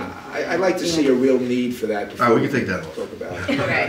Good thing. But I think that the thinking also is to put out there what are possibilities. Yeah, You know, no, we're that's going, fine. right, we're going to Of course. rig it We'll for have lights, but it doesn't mean that we're going to be moving it with lights either. Yeah, You know, that's Wow. yeah. Something to think about. Like I said, on the side, when we bid, there's going to be a lot of alternates, and then we can pick and choose depending on cost and if we want those things. We can Right. put them. I'm sorry to interrupt again, Steve. When would you be coming, in March, you'd be coming back to us With the report. with your... Just with a final report, more of a better estimate of cost and timelines. Okay. I'm sorry, but the cost would be for the selected items you want to have done, right? At that point, you would have chosen what you want to come to the board with, what we want to fund. Correct. Okay. Right. And how much possibly the field is going to cost, Yeah. depending on what we decide on, what kind of playing surface. You know, there's a lot of different, I was going to go through it. There's a lot of different, like right now we have crumb rubbers, so there's a lot of different alternates now that you can, you know, put as your infill. So there's a lot of different options now. So. Well, one last question on the soccer field replacement, or I shouldn't say that, the football, the artificial turf replacement. Synthetic. That's just my Ken. Field hockey. That's my, and field hockey too, for sure. Is that going to require SED approval? Yes. Yes. And so that's starting to be factored in the whole timeline for that work? Which is why asking for SED approval after a May budget vote, should we get the public's vote to spend the capital reserve, Right. would mean that we would have a full year out before we would replace this Yeah. field. Yeah. Unfortunately, but gonna that's be- the way it is. That's sound in great shape. Yeah. It Because that's does basi- have the lifespan. that's basically a lot of this work is Yeah. going to be 2019, the summer Yeah. of 2019, Yeah. because of the SED approval and Right. that whole process. So the synthetic turf, you know, like I said, replacement, a new logo in the middle. It's been concerned. We just have the BH out there. It'd be nice to have a big Bobcat logo out in the center. On the synthetic turf, I guess there are a lot of different options, and I don't know, over time, I guess there's been a lot written about what's better, safety-wise, obviously durability-wise. There are a lot of different issues. How do you think through which one, and what's the process? Who do you talk to? I mean, I'll be honest with you, the product that we have out there now has lasted us all these years. I think it's a great product. I would like to see the same, that's a field turf product. I'd like to see that again. As far as infills, they do have, the crumb rubber now comes encapsulated with a plastic, and you can get it in green, so it's not black, and it brings down the temperature a few degrees on the field. And then Nike they cut up sneakers, and that's an infill now. They have cork infills, but you have to water that, and then we'd have to put irrigation out there, so you know we don't want to look at something like that. So there is a lot of different options now, but I think what we have had, I think we have gotten many more years of success out of that field than most other school districts have with their fields. Yeah, the maintenance of it has been fantastic. Yeah, so I think that would probably be the way to go. But we are interested, we're interested in looking at the encapsulation of the rubber pellets just to bring down the temperature, and it's green, it's not black. You're working with Rob on these items? Yeah, I've been talking to Rob and meeting with Rob, so. Then we have the track. The track is going to be a replacement. The track, there's blacktop underneath the track, so the track will be taken up. The blacktop is fine underneath, that doesn't need to be replaced, so it's basically just a surface replacement. I have the estimates on the back page, but, and that was when I met with these companies probably about 1.5 years ago to get some of these estimates on where we were at the time, so. I have down possible, we talked about putting a triple jump in the D zone, but that's going to be out because we'd have to change the whole, we need more land at the end of this field to make the D zone bigger to do that. So it's going to stay where it is on the outside of the fence towards the football practice field. Timing system, Jen, I told you the timing system was for track the other day, it's for football. It's a 30-second clock that goes at both ends, yes, so I was wrong. Baseball and softball, I'd like to get an estimate of what it would cost to do the infields with synthetic instead of having clay and grass just on the infield. The only place there would be clay would be on the 90-foot boys diamond, not diamond, on the pitch and mount. And behind home plate. And just that square and home plate, everything else would be synthetic except for the outfield, so you'd have the transition from synthetic to the grass on the outfield. The maintenance on clay and how much we spend a year on clay to put on the fields, you lose it every year. We put like anywhere from 30 to 40 yards of clay on the fields each year. But you lose it because of use and because of wind. Is that a common thing for those fields to be tripped? A lot of districts are doing that now, and I have to tell you, it's... As long as the infield, yeah. Yeah, and they get a true bounce, there's no, and there's no, you know, there's no maintenance really on it, like what we do now, so... you know, we're gonna get pricing on that because I'm not sure with that how much underground stuff has to get done. So it may be super expensive when we decide not to do it. So. Does it require different shoes for the kids, athletic shoes, or is it the same? No, they use difference? the same as There's no implications with like just how hard it is on your body.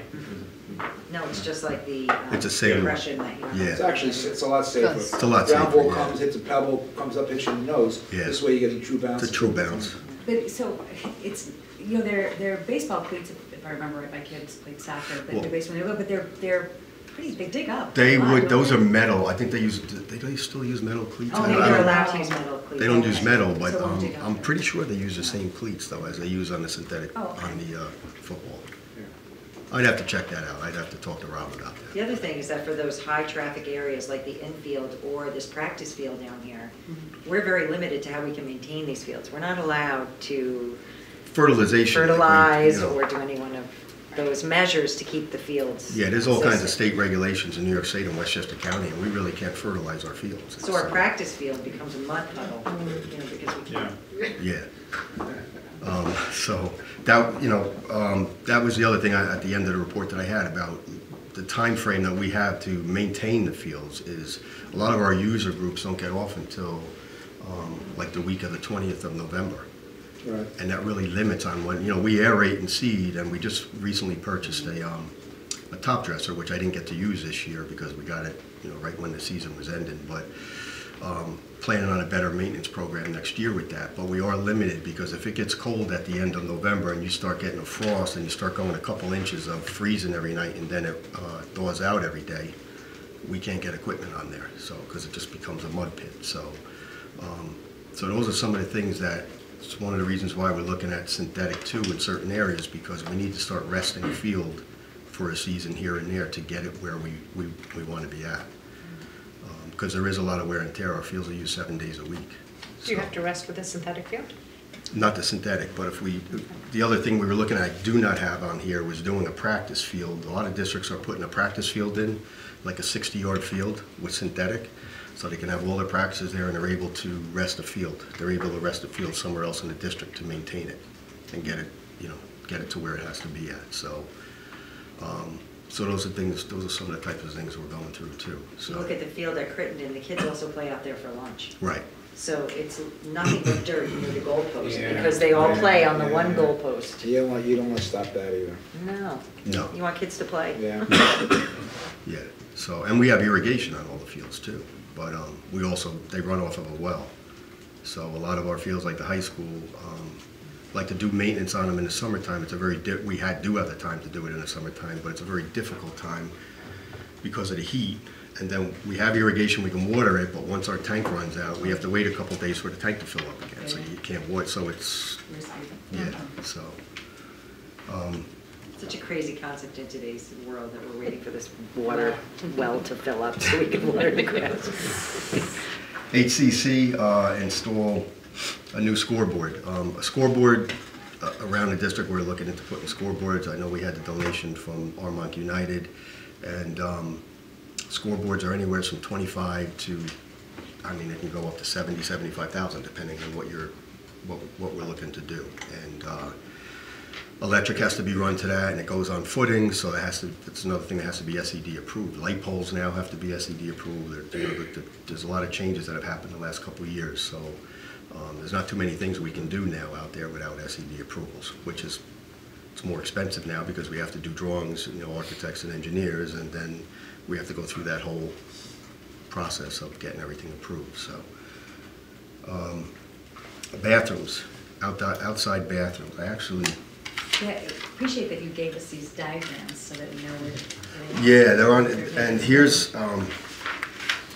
something that I pulled up that I was looking at possibly doing with the bathroom in that spot that we have it on the map.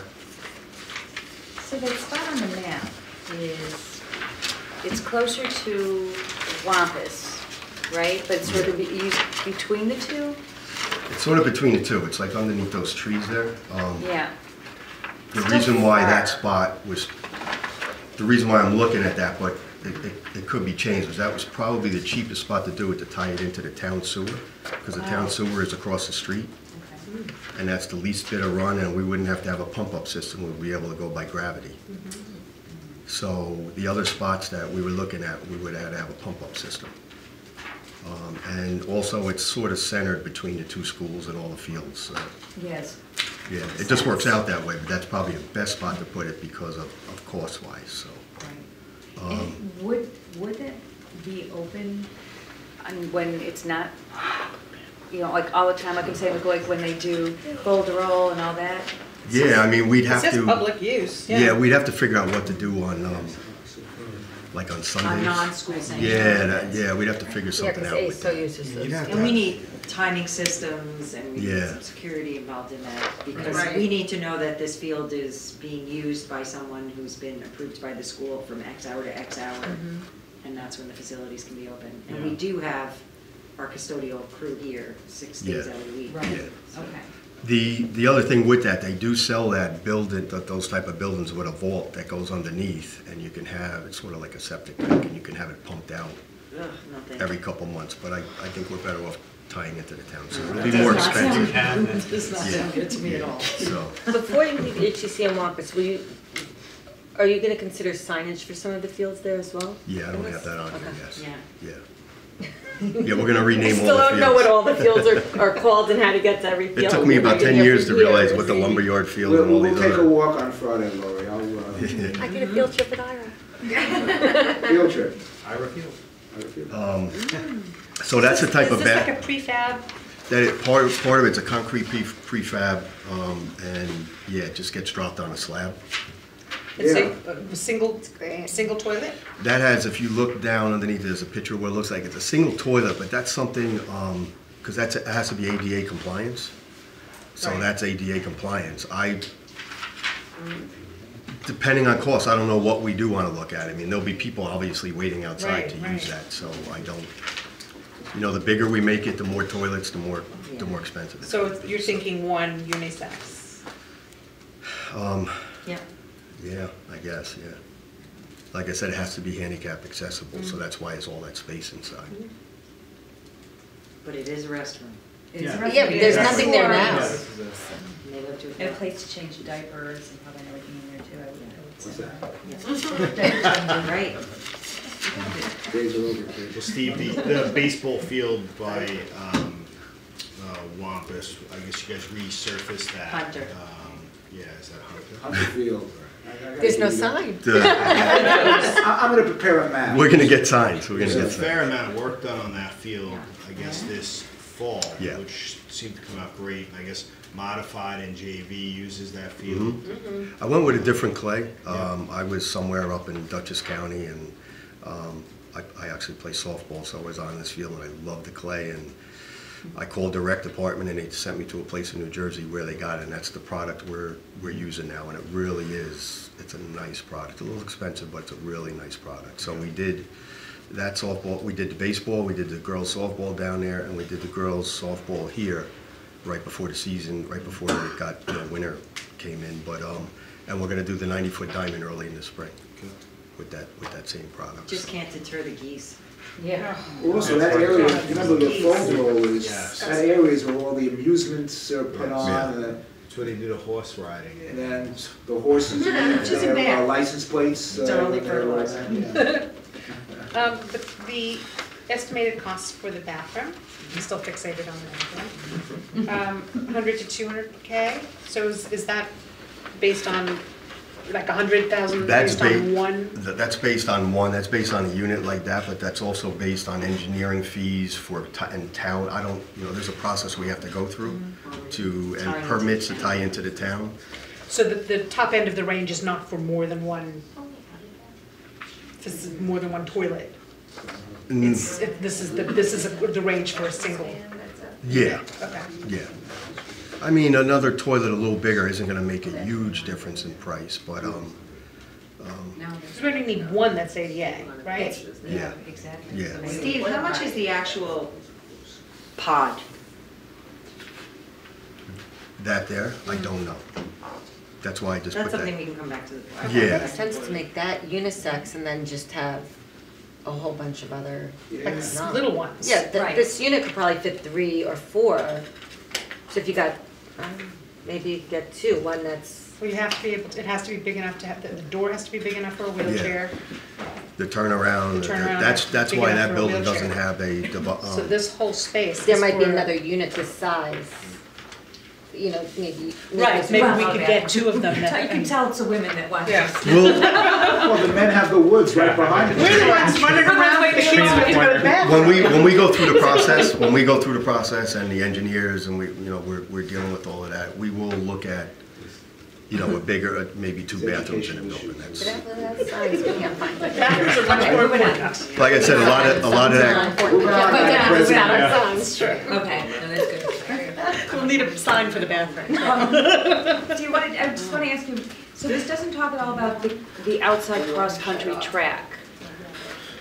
Out here. Right. The cross-country track, I walked that with Rob before it snowed, before the holiday. Yeah, and we're looking at that. I have to get a machine back there. I have to get an arborist back there. There's a lot of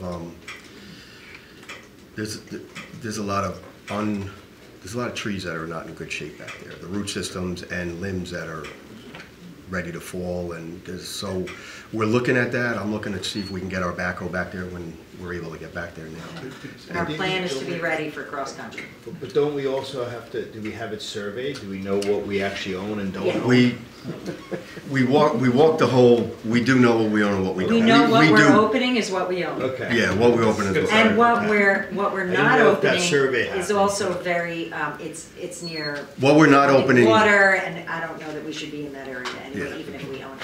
What we're not You'll be opening is impacting it's in the the DEC, it's right next to the DEC wetland. So there's silt that can go from when the tree roots start getting exposed and there's no vegetation, some of that silt can go into the wetland, so you don't want that. So I'm basically closing down that part of the course because of that reason. And we want to get vegetation to grow back in there. So. Just go back on this. So it's going to be a new pathway for...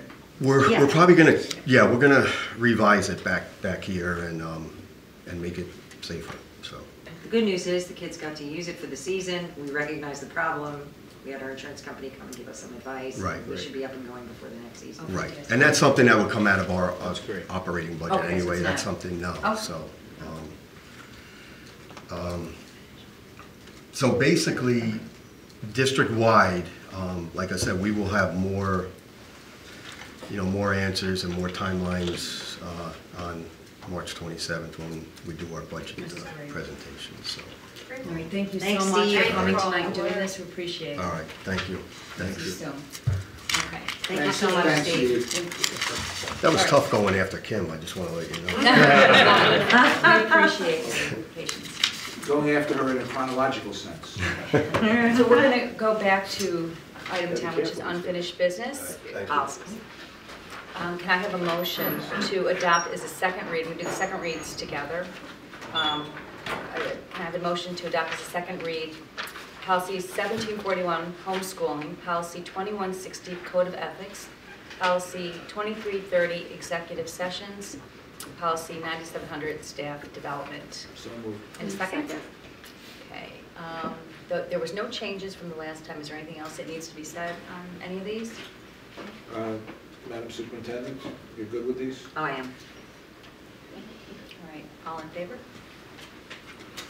Fantastic, so those will be updated then.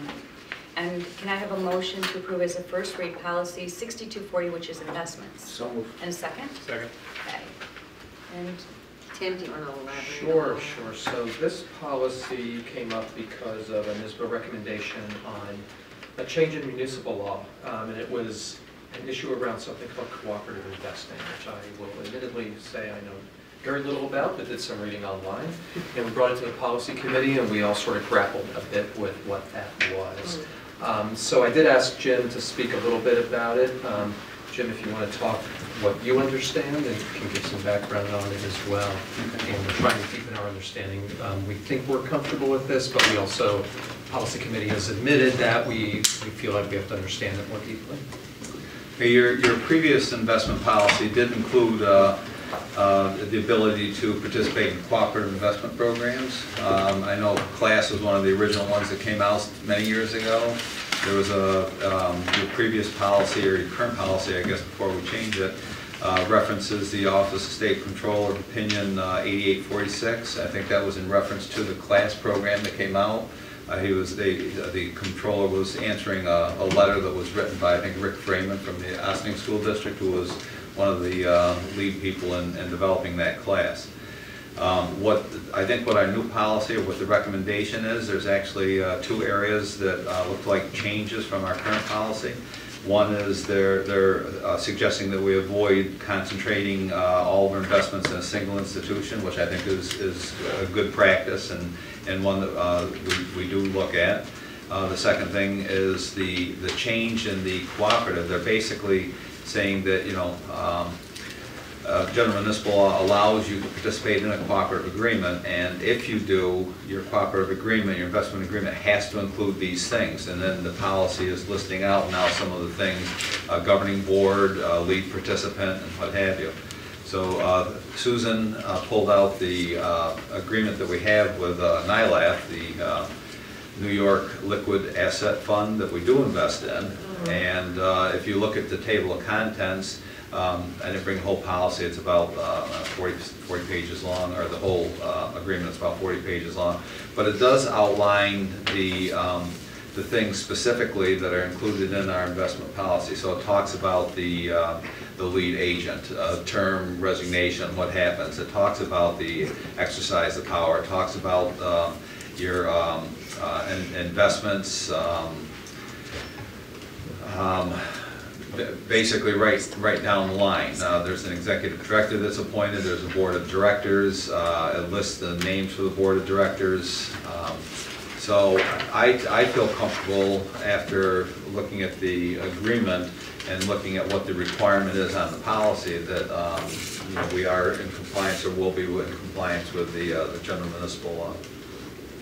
So Jim, cooperative investment agencies then would be, they probably know what this is and would be generally listing all of these things in our agreement because they know that this is state law. Yes, you still can only invest in what the controller allows you to invest in. Right. Okay, so it's not like we can now, by joining this cooperative, for the stock market, investment in the stock market. Okay, there's still just a certain investments which are outlined in our policy that the cooperative can invest in. I think the rate that you get is a little bit better than you do in some of the banks right now. It tends to be running a little bit higher. So two quick questions. The primary objective of the cooperative is to commingle with other districts potentially to get a discounted investment management fee or whatever the fee is under the underlying strategy. So I guess the first question is, how much money do we have in any of the cooperatives now? Do we know? There's only one cooperative, and that's the one that I mentioned, the New York Liquid Asset Fund. Balance at this point? It's over $8 million. And do you know, is the money commingled? Is everything commingled together, or? I guess that's probably the idea, though, right? Are you? Yes. They're putting all the money in the same pool and then making a series of Right. Right. And each month we get a statement which shows our share of that amount plus whatever interest is attributable to our balance. So, I mean, I guess when I looked at this, it generated a few interesting questions. I'm glad that we're revisiting this because it's like a healthy thing to do. And we do have deposits. Sometimes they're probably even much larger that sit in this stuff. You know, one was just the mechanism by which these cooperative investments work.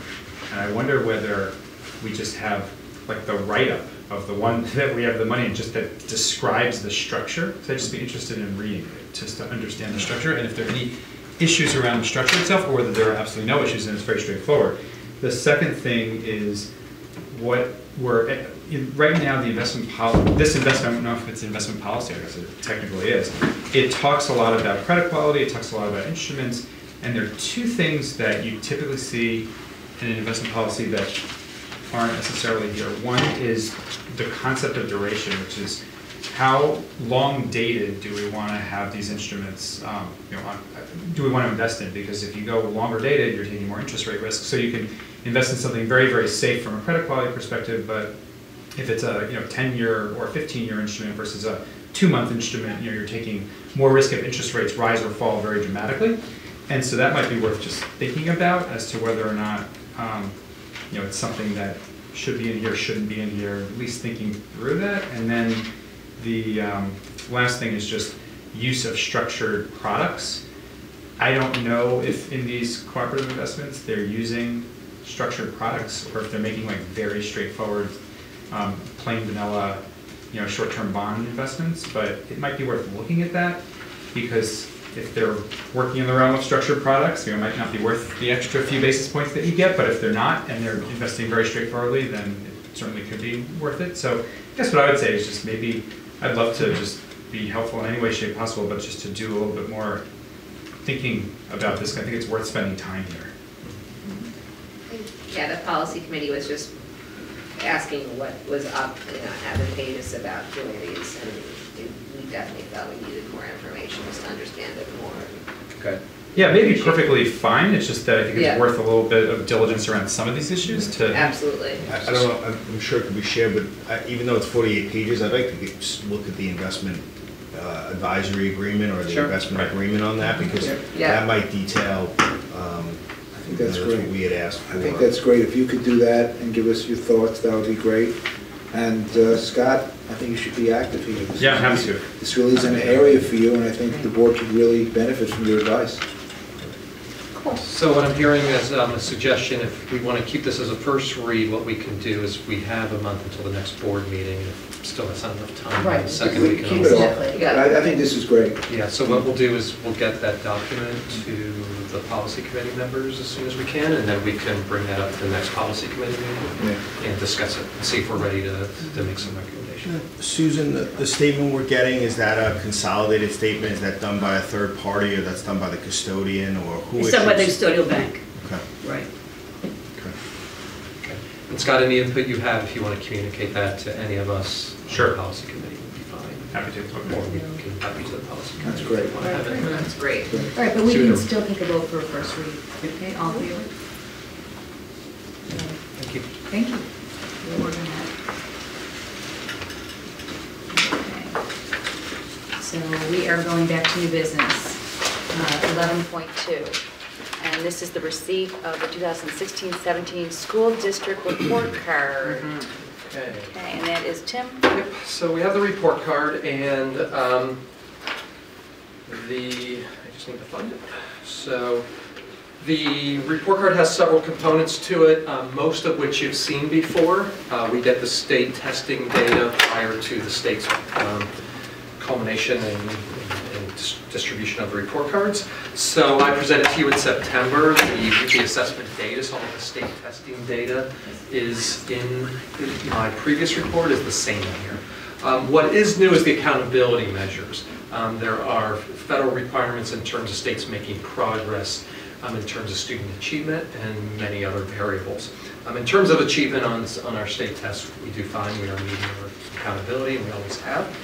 One area which we have discussed about at previous meetings is we are not meeting accountability in the participation rate. So the federal government requires that 95% of students on each assessment at each grade level participates in the state tests. Since the opt-out movement, we have fallen below that, as many districts have. So we're not at that 95%. There has been a policy in place, sort of predated the opt-out movement, that if you did not meet AYP in any area for 3 years in a row, the state would put you into a certain status called you need what they call LAP status, Local Assistance Plan.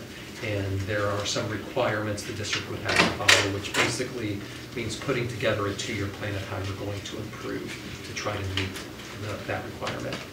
Last year, the commissioner said she was not adding any new districts to the LAP schools. I have not heard any comment about it at all this year. So I'm not sure what the state's doing, but looking at the new list for this year, we are not on it. So I'm guessing the commissioner knows she's trying to just keep this buried for a little while, as long as she can, until ESSA becomes full implementation and the state's plan gets approved under the Every Student Succeeds Act. Once that kicks in, I'm sure we're going to be having to do something at that point. Hopefully we'll get this worked out and get our participation rates up by then. But I know this is a hot potato in the state, and I think the commissioner and the governor are just trying to keep things quiet right now. And we are benefiting from not having to be on a state list and some paperwork that we have to do. It would be a long state list. That's part of the reason why they're trying to keep it quiet. That's exactly why they're trying to keep it quiet, but I feel like we need to be forthright that we're not meeting our participation rate, but it is not because of any deficiency in our district other than our parents choosing not to have their kids participate in the state tests. Tim, last year, wasn't there more participation after it was announced that this wasn't going to affect teachers, that it wasn't grading the teachers? I feel like there was an uptick of positive feelings about the exam last year versus the year before, based on the fact that it wasn't grading our teachers. Yes. And it was shorter. I felt like last year there was more positive I think there's feedback. a general feeling of that, but looking at the statistics, the state opt-out rate was still about the same. And we did see improvement at the lower grades, but in the higher grades, we saw dramatic still. The 7th and 8th grade. 7th and 8th grade, 8th grade in particular, over 50%. Choosing not to take the test. So I think that was, we had discussed at a board meeting last year that we felt this was peer pressure by a lot of students at that age level and parents choosing to not take on that battle with their kid. Is this something that we should have a conversation with our parents, whether it's through the PTSA or? That's something we talk about a lot. We also, as a district, feel like we do want parents to have that right to make those decisions. So that's something we've sort of been hands-off, except say that here's what the state's doing. We honor your that it's your choice as a family. We feel, do we want to get involved in trying to encourage parents to take the test? I know maybe prior administrators may have encouraged parents to do so. We try to say, here's what the state is doing, and here's what we feel. Information. Right. Yeah, and they're shortening, I guess, they're reducing the number of days. Right? Yes. So they've taken a lot of steps that are meaningful. At the same time, there's this moratorium that will go away soon, and there's still legislation in the books that says that these tests are going to count. And so we'll see what happens. We just have to stay tuned and So I think what the movement is doing, if you look at the bigger, greater movement, they're trying to say, well, we're still going to wait also to see if they're really going to do anything. Right. I think that's what's happening. I think so too. But I think it has calmed down a bit because of both sides sort of taking a stance to see what happens. Last year, I feel there was a panel discussion with the PTSA, a board member, and some administrators, and I think it gave the community. I was part of the community then, and I felt much more empowered to make an educated choice. Yeah. 2 years ago. It might, maybe it was 2 years ago, but it might be something to look into and explain, this is, you know, where we're at. And just give the facts. Yeah, it was. They had that big panel, but they didn't do that last year, right? No, it was 2 years ago. 2 years ago was when. No, what you're talking about is last year. Last year, and was last year there was a much more positive feeling after it, because it just stated the facts. It didn't say take it or not take it, it just stated what the facts were. And it was very well attended, it was standing room only. I was presented by the PTSI? Was it The advocacy committee. It was also advocacy. And it was reported for working moms. Danielle through that meeting. And Brett Summers? Yeah, it was Danielle and Brett. It was 2 years ago. Fox. But it is pretty important discussion. I thought it was Kathleen Okay. Anything else, any other questions or? Tim, was there anything in the report card, obviously, that stuck out in your mind that? Besides the AYP, nothing that, no, with the state testing data, everything's accurate. I always check for accuracy, make sure what I reported before aligns with the data in this report. There's no surprises. All right, and trends as far as, you know, just the gender, ethnicity, all that stuff, trends, nothing stands out? No, nothing stands out. Everything is data that we've looked at previously that I feel is aligns with what we already know, because all that, none of that data is really new. Some of the disaggregation, I didn't see that detail, but nothing jumped out at me. Okay. Yeah, thanks. Anything else?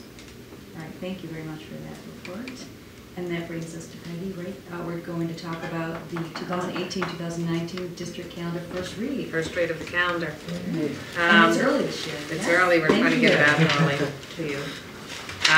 Really, three big things to note about the calendar. The rating date is June 26th. Our superintendent, which is late, it's like the fourth week in June. Our superintendent conference days are a little different, which is a good thing. We have 2 before schools open in August. Then we're gonna have 1 in October, and then we're gonna have another one in March. So it's not instead of one having big chunk. 3 in the beginning of the year, it's kind of nice we have 2. Then at the start, October, teachers have another superintendent conference day, and then again in March. So, I don't remember specifics, don't have the calendar memorized, but were those 2 additional days going to be days off school? So the students will be off those days, and we pick them to be on a Wednesday and a Thursday. Okay. Wednesday is October 18th, Thursday is March 7th. And that's done deliberately, just to help with scheduling of not missing the same class on that day. And then our... If one of the days, if March day is a snow day, does it get rescheduled, the conference day? No, that will become a make-up snow day. And our normal breaks, we'll have our normal breaks. We have our December holiday break, we have our February winter break, and our... Jewish holidays are all weekdays next year. Yeah. But New Year's is on the weekends. Yeah. It's a bummer, right? No, it's not. No, next year is the... For those who, it's a, no, next year, it's the 4-day weekend, it's the 24th is a Monday next year, December. And 25th is a Tuesday, and January 1st is a Tuesday, so it could be back-to-back 4-day weekends for people. I think actually the one little thing on your Monday, I think the 31st is a Monday. 31st. This is only a Monday through Friday. Yeah, 31st is Monday, yeah. Right, but I think it's... Yeah, but this is incorrect. Mine says Friday. Mine says Friday. Friday. That's what it was. Thank you. No worries. That's why I said that. That's because I was like... I see. Yeah, you're right. Thank you. And the start of school. We only had 90 people look at this. That's why we do 2 readings. That's so early. That's why we do 2 readings, as people learned years past. And this is so Labor Day this year will be September 3rd, so it sounds like school would be open the 4th. The stands, okay. I don't like that it was before Labor Day. Nobody did. I was in favor of. The only thing that we might see a change from the first to second read is that the 26th of June is a rating day, but I do know that my counterparts are asking the state if the 25th could actually be the last day of school. You know, do we really have to hold it out until the 26th? That's late. It's so And late. if that is the case, we would close school a day earlier and lose the 22nd of April, which was a day added to a vacation. I have to imagine that the weekend of the 22nd and 23rd, a lot of kids are going to be heading out for points unknown that weekend for the Yeah. summer, isn't it? I mean, Right. they have That's no right. attendance that Well, month. no matter what sleepaway you do. camps will start. They So start. that Exactly, could be right. the only change we're Yeah. anticipating from now until then, if the state I gives would us the imagine, okay. yeah. Yeah, that would be a good change. Even if they don't, they have to do something, because they're just not gonna Regents be exam here. will be on that Monday. They're not gonna forfeit 2 days. That's Regents Week, so they haven't They'll have published a the Regents exam detailed on Regents Monday. schedule They'll yet. have chemistry. That's true. Regents Week is the week of the 17th. Regents Week starts the 12th, I think. I'm really more concerned about the K, there was three Oh. days. The 25th, Tuesday. 18th through 18th 25th. 25th. Wow. Third grade, yeah. So they could schedule Regents anytime during that time, so they'll schedule Regents You on imagine. Right, so they the can 24th and schedule. 25th. Yeah. And that becomes an issue with kids missing Regents exams Oh, yeah. when it's that late. We had that years ago. I do remember that coming up when I was Madam Chair. Wow. Yeah, that okay, could be an but that- issue, but I guess we have very We have little no control over control. the state as usual. I'm gonna celebrate the 51st anniversary of my first Regents exam. We still, What was your February score? break, still a full week for February Yeah. break, Yes. that's standing. And a full week for the April They have break, Regents, right? unless we lose too many snow days during the year, but. I have to say, I'm not a fan of the random days off as a working parent.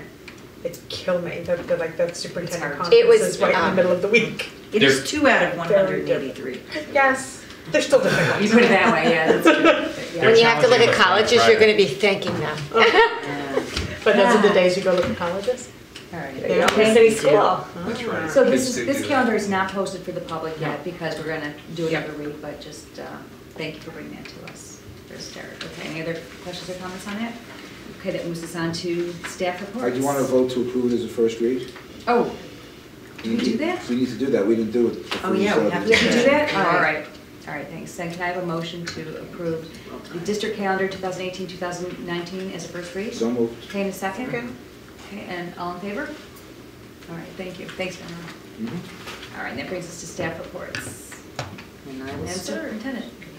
Great. First, I wanted to start with a review for the board of the board goals and the board's progress on board goals to date. Because I think it's pretty extraordinary that already in the beginning of January, we could show so much growth in all of these areas. First being the excellence in teaching and learning, really looking to foster excellence in teaching and learning, student success, 21st century skills. And if you look at the first bullet for STEAM, continue to study these STEAM initiatives, promote college and career readiness. I mean, you did hear tonight, not only are we trying to promote that, but the board is also supporting our leaders going out to colleges that our children go to see what STEAM offerings are at those colleges and making sure that we're aligned for a K-16 focus as opposed to just a K-12 focus. So also, we had new STEAM electives introduced this year. The board was successful with Global Scholars. I mean, we were bursting. AP Computer Science Principles and Pathways Robotics, Science, Technology, and Society course. And Tim reported on the high enrollment in those new STEAM initiatives in September. And by October, during our administrative conversation on goals, Lisa Pellegrino, Deb Kay, Andrew Taylor talked about progress towards STEAM electives and their evaluation of their courses to date. By November, I went to faculty meetings at each school to further articulate the STEAM curriculum integration K-12 as one of the board goals, student leadership and wellness. And in December, Tim discussed with us additional STEAM offerings for next year, all in the arts pretty much. And we are anticipating in March, Lisa Pellegrino's report on the K-16 STEAM and college review process. So I think the board has done quite a bit in that STEAM goal. Regarding student leadership, we're really studying the global competency. We have the Global Scholars Program and numerous other programs. Tim and I are proud to say that we will have a documentary coming out in the next few weeks on student leadership, a mini documentary. This isn't the typical splash of 2 minutes to make the public aware. It's actually a true documentary of K-12 leadership opportunities told from the point of view of our students, which is really wonderful. But we started in October with our administrative conversations with the board on goals. Melissa, Jen, and Dwayne discussed progress on global scholars. Global competency was discussed at length. Tim gave us a staff report by November on global scholars, and We always celebrate our scholars. By December, we were recognizing our cum laude and national merit students. By December, we also had an amazing curriculum conversation with 17 students who are leaders in the academic and extracurricular groups. That was pretty good. It was great. I still remember what that one student said, who is the president of eNABLE. He said, being a leader is about the fact that I spent 6 months trying to create this program. And a freshman came along and had a better idea in 5 minutes. And as a leader, I had to say, follow him. You know? So I thought, he's in our documentary. He's outstanding. Those kids were so impressive. Yeah. Yeah. And January, as I said, toward the end of January, you will see this leadership documentary come out highlighting. So I think the board's made significant progress in student leadership. This only being the second bullet under excellence in teaching and learning. For professional development, that's a lot for only 2 bullets. Professional development plan. Tim summarized the professional development activities, cyber camp workshops with us, and also at a different time presented the PD plan and gave a presentation including our approach and our research-based practices. And examples of PD in the district. That was great. And in December, he revised the PD policy and the board adopted that new professional development policy. We'll continue to look on that even though the major work of that has been done. And district-wide data team, we are still awaiting the long-awaited data dashboard, but we are careful about the selection of that dashboard. In September, Tim gave his annual assessment report to us and shared that assessment report with the district data team. It's important not just to have a data dashboard, but to have people who can do something with that dashboard. So working on that data team has been important in the board fulfilling its goal. And Tim reported on the first meeting and has 2 members per building, plus Andrew and Peggy along with him on those teams. And considering what should our data look like, how have we been analyzing data with a K-12 approach, and what should cross-building dialogue in data look like. So in September and October, Andrew and Tim vetted many dashboard companies, and we are pursuing 2 that we're interested in. And by November, the data team met to share and discuss their building-wide goals for the data dashboard. So we anticipate seeing that soon. That's a lot of progress on that goal. That isn't easy to pick. Number 2, board goal negotiations with the BHTA and CSEA. We have not started our negotiations yet, but the board has had significant responsibilities in looking at what those negotiations are going to hold and helping to guide the district in our negotiations process. So we've shared proposals numerous times and had conversations about estimated costs and health insurance and TRS rates. So I feel that the board is very knowledgeable about the negotiations process and has really taken a hand in asking very important questions to guide that process. And fiscal accountability and communications, the budget study. Jim continues to look at the per pupil costs, and he has shared that with the budget committee, and he will be bringing some of the information he shared back to the larger committee. Although we do have a budget committee who can hear that information, it is important for everybody to hear how our per pupil costs are affecting our budgets. It was very nice at the beginning of the year to hear Naraki Smith come in as a brand new external audit to discuss fraud controls. And that was very successful for the board in studying what our current budget is and to feel confidence moving forward with it. And I reported at different times about the Sound Shore Consortium and what we were trying to do for special education with really consolidating our shared programs. And the enrollment study, we presented the demographer's report, which gives a historical period and a projection period. And as Ira said, you know, we can't have a demographer's report that counts to the exact child, but we've been relying on those reports for our studies. And fund balance review, we discussed a fund balance review, removing funds to the capital reserve that the board did this year, and really getting ready for the approval of a field track renovation.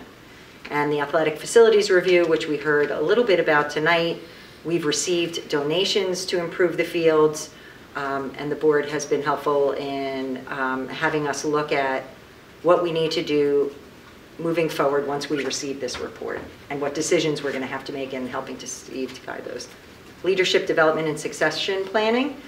A lot has happened that the board has supported. First of all, attending coaching seminars. Tim attended a coaching seminar with 3 other administrators, and it's really about how can we start coaching administrators. We also looked into executive coaching, and we're evaluating that success for our administrators. Our administrators, albeit as strong as they are, where is the system and the process built in for that self-growth? You know, I'm a superintendent and I'm receiving a very elaborate mid-year evaluation from a Board of Education, and that's going to guide me moving forward. We do evaluations, but where are they assessing their particular professional growth and where they want to go with their departments, and where are they having an opportunity to articulate that? So we want to build on that. We found it very successful. And I also reported to the board on succession planning and board ideas, potential administrative positions, and supporting our teachers to become administrators. And then finally, educational reform and advocacy.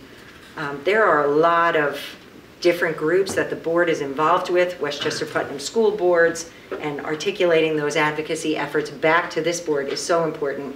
And I feel like this board more than ever understands what's happening out there with different advocacy groups. I'm also really proud to say that the New York State Council of School Superintendents has their advocacy efforts aligned with Westchester Putnam school boards.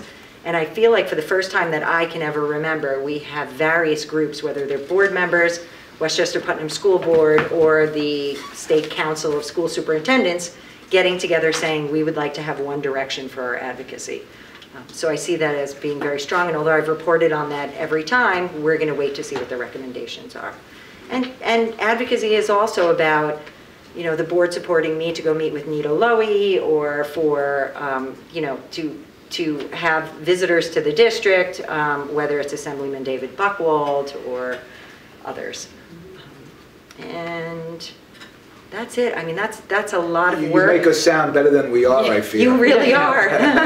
That's a lot. And I know that the board goals are very deep, but they're also very tangible. So it was important for me at this point in the year to show you very tangible steps that you've taken to achieve those. I think this goes to the solidity really of our board goals. And I know we debated a while about putting the goal of advocacy, but I'm glad it's there. I really am. I think it's shown that it's relevant to what we do, and we can support it, and I think it's important. So that was a great summary. Yeah, it was fantastic, and obviously we couldn't do all the work that you laid out there without all of the administrative support. Yeah. Absolutely. Right. And the next, I would like to talk a little bit about updates on Section 1. You have my attention. I have your attention. Well, you know, there's a lot of controversy, obviously, right now about Section 1 with semifinals. Now is the controversy. Right. First, the controversy was over the finals, which I guess it was a line that they were going to Pace University. Right. Now it's over semifinals. And I think there's a lot of blame going on, whether it's the executive committee, which happens to consist of 4 superintendents and 4 existing athletic directors in the county, and Jen Simmons and her work with Section 1, and whether BOCES is responsible for overseeing that. So I'm just aware of all of the different versions and feelings that people have about who's responsible and whether these were right decisions or not. There was a press release I think the board should know about that came out in the beginning of January. Billy Harrington is representing Section 1 Boys and Girls Coaches Association as they're commencing litigation to expose and redress the ongoing illegal conduct of Section 1 Executive Committee. I am simply stating what was in the press release. The last communication before that really were just Q&A documents that were coming out, and a lot of people had questions. I do know that right now, my concerns for moving forward, where are semifinals going to be played? Because I'm not going to play the game of pointing fingers and saying who's doing something correctly or incorrectly. The executive committee is set up to make these decisions. But what I am concerned about is where are the semifinals being played? There's no help now that we have 6 to 7 resignations from organizers of the semifinals. The chairman of the tournament, for example, has resigned. These people are integral. They're Right. doing location, they're doing seating. My second question is, when will we find this out? And the third is, I'd like a better understanding, and this is not an accusation, a better understanding of the role BOCES is playing in resolving this, as they're really in charge of Section 1. So these are the questions I'm moving forward with and hoping to have answers to the board about. Well, I'm really happy to hear this, but I will say this is what happens when you let a executive committee run unchecked without any real input from the schools. They became a force among themselves and just made a decision that took into account whatever concerns they had. But the problem is, as I remarked earlier, we got this information, I read it, there's no real answers in there. It's just a lot of gibberish, as I said, and nobody has given me an explanation as to why this decision was made. Was it over money? Was it because they couldn't reach some agreement with the county on parking concession? Whatever it was, Jen Simmons and her cohorts, and I'll use that term politely, made a decision that I think was a bad one. And if Harrington, who I think is taking his case pro bono, can expose what I believe to be a rogue culture here as the executive committee of Section 1, so be it. Great. Because I think it's what they did here is horrible. And there's still been no explanation given to us. And as I said at the prior meeting, we are dues-paying members of Section 1. We have an entitlement to know the reasons why this executive committee did it. And the legal standing of this executive committee, is this like a New York City authority when they're not answerable to anybody? I mean, can we serve a Freedom of Information Act request on the executive committee and get an answer? I hope Harrington gets some success and put some of these people under oath and get some answers, because what happened here was totally preventable. And I don't know whether you've spoken to any of your superintendent colleagues who sit on this executive committee, but it's unconscionable to me that no one's talking, that these kids have not been given an answer. And there was good reason why these coaches and these athletic representatives of long-standing, 10, 15, 20, 30 years, signed resignation letters. They didn't do that haphazardly. They did it because the whole process broke down, and Section 1 was held hostage by a small cadre of people who were acting without any accountability or explanation. So I hope you can find more information here, because this remains outrageous. I'll continue to follow it. It remains outrageous. I don't know whether our athletic director has had any luck getting additional information, but I surely like to know what he knows. He's been at numerous meetings about it also, and pretty much has the same information that I have. Which isn't much. No. But at least it gives us a focus about where should our concentration be right now, is on looking at these semifinals for kids. We want these children to have venues to be Where in the playing district semifinals. can you have, what high school can hold the parking that would go to the county center for a sectional semifinal? You can't even hold the people, Where you let gonna alone the put 'em? parking, even if you brought them all here on a bus. I remember years ago, Byram had a game in Mount St. Vincent's up in Newburgh area. It was unbelievable, the crush of people, and that was a pretty decent venue, so. All right, well, you'll keep us I'll keep you posted on posted. that. Robin, I'm done talking about it, go ahead. Okay, and Laura, I know I'm has gonna to leave, I have right, to excuse okay. myself, Yes, but I'm okay. available via phone, so if Okay, anybody needs me. Okay. Thank you. And we're running long tonight. Sorry. Okay. All right. Oh, that's okay. Thank you for that report. All right. No, it's it's fine. everybody's Everybody's here. here. The finals are locked in by contracted pace. That apparently can't be moved. And I also, hopefully Latimer will, the new county exec, George Latimer, will get involved and unravel this Okay. rat's hornet. But there is a place right now for that. Oh, yeah, the finals will be at pace, but I don't know if they can hold it either. All right, and I'd be curious to see what BOCES' role is in it. I mean, that would be. Do we know how helpful long for us that to know. contract is for? 1 year.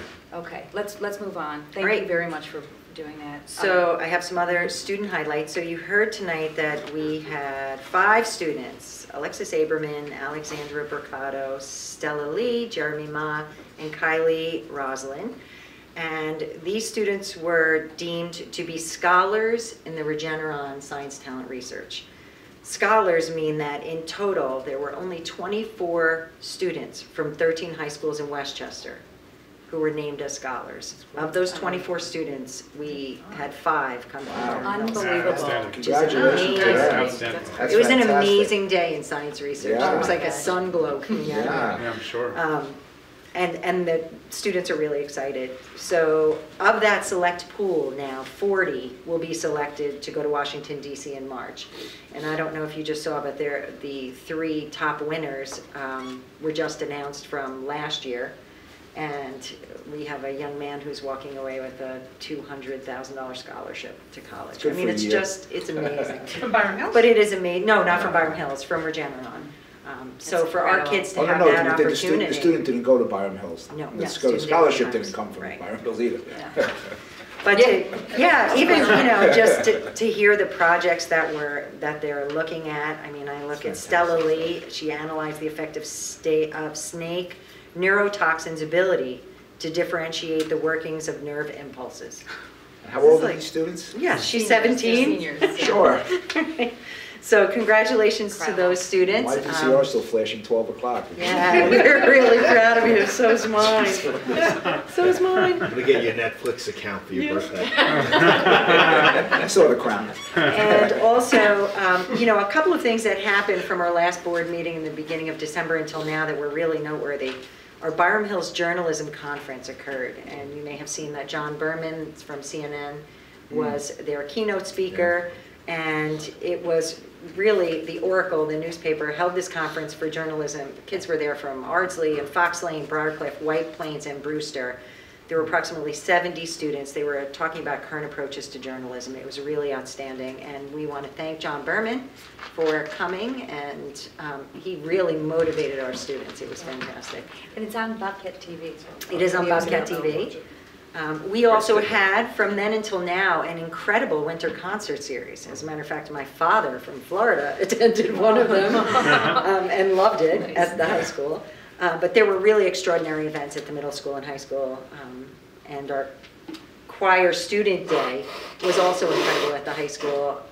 Jonah Piali invited 3 other schools, choir students, to come and to work with our choir students at the high school. And they had somebody who was facilitating the day, and at the end of the day, they put on a performance where over 200 kids were singing together, and it was breathtaking. It was really outstanding. And it was really nice, some of the teachers brought their classes to support it. It was well received. That program is just incredible. And we had a Con Edison Scholastic Sports Award. Yes, we did. Skylar Sinan, Yes, we who did. won and was interviewed by WHUD for basketball. He was also sitting He was here sitting here. at the last meeting. This is a weekly award, and they consider students' GPA, athletic accomplishments, community service, and this is the second award we've had this year. The first one was Max Hammond. Yeah, you'll find the list of them. They're all posted down in the high school, every kind of award we've had, going back maybe 20, 30 years. Wow, that's pretty outstanding. Yeah. And I want to take a moment to just recognize students and staff of BTV. They have just been extraordinary for the shows produced in 2017. They most recently did a show on digital footprints at Coman Hill. They did the grade 6, 7, and 8 winter concerts, 3 high school concerts, the choral exchange, Byram's Got Talent, which was really outstanding, live streamed event with the anchor John Berman, Crossfire series, which were little introductions with faculty members. It was kind of sporty and fun, and our very own board meetings. And in addition to right now, we are having all principals' coffees pushed out to the public. We're having them recorded, and each principal really wanted to share the message of the principals' coffees with the public. We have working parents or people who just can't make it to these meetings. So that communication was important to principals, and you should be receiving them after each principal's coffee for the building where your children are. Are we tracking hits? Yeah, what's interesting is within the first day, we had 90 hits on the middle school parent coffee. Wow. Yeah. Yeah, because I mean, I think that would be 90 interesting to people. see, it's great that we're doing it, but does anybody care, you know? Let's see if people are, because. 90's a lot. That is a lot. Yeah, I I think it's great that we're That's- offering it. I hope people use it. Yeah, that's good.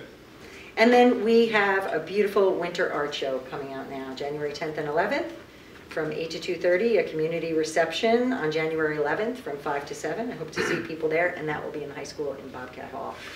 Our kids just achieved by leaps and bounds. I love it. Oh, that's great. That's why we're here. Yep. And it brings That's why we're us back to That's why the we're here. superintendent. Sure. Staying with the theme of focusing on students, just a brief update on student leadership from our curriculum conversation. You'll recall that Jen and I used to facilitate the student leadership board for 5 or 6 years together, and we felt to have more impact, let's try turning it over to a high school teacher. And Ruben Torres has been doing that work in the last 2 years. He recently did a process he introduced last year and continued it this year with students that is really great, where he's trying to give students a voice. So he's empowering them to have choice and voice and how to have those conversations and discussions and be empowered. At our curriculum conversation, you'll recall one student talking about learning about listening skills. So that was one aspect of it. A few things that they said at the recent meeting that they want to do is we're trying to give them, empower them to have a voice, is they want to improve the wellness stay at the high school, so they have some ideas, and they'll be working with teachers on how to do that. They want to find ways to integrate more current events and diversity issues into our curriculum. So that was really insightful that students are saying this is something they want to pursue. They want to have students involved in the processes and decisions at the high school. Now, Mr. Walsh was part of this conversation, so he already meets with a student in the high school group, and he's going to think about ways he can include more voices in that. And they want to have more partnerships with more high school students working with younger students. So there's some ideas that they came up with. There were a lot more, some detailed things, but I wanted to just give you a flavor of the types of work that we're still doing with the Student Leadership Board, and where the fact that a high school teacher is working with them and has that contact with them and can have more contact with teachers. This group was not just students, it was students and teachers together. So Ruben has also reached out to faculty members to be part of this work as well. So we're trying to build those strong partnerships with teachers and students. All right, thank you, Tim. That brings us to board reports, and I'm not going to have a report. I just want to mention we all are aware that we're going to start doing the school tours. First one's coming up January 23rd, and that's Wampus at 9:30. We just meet in the Wampus, the main office, and then each month it sounds like we'll have the other ones, 2 in February, 1 in March for the other schools. And if you can, I encourage you to attend. If you haven't been to them before, they're great. It's just, especially if you don't have a kid in that school, it's just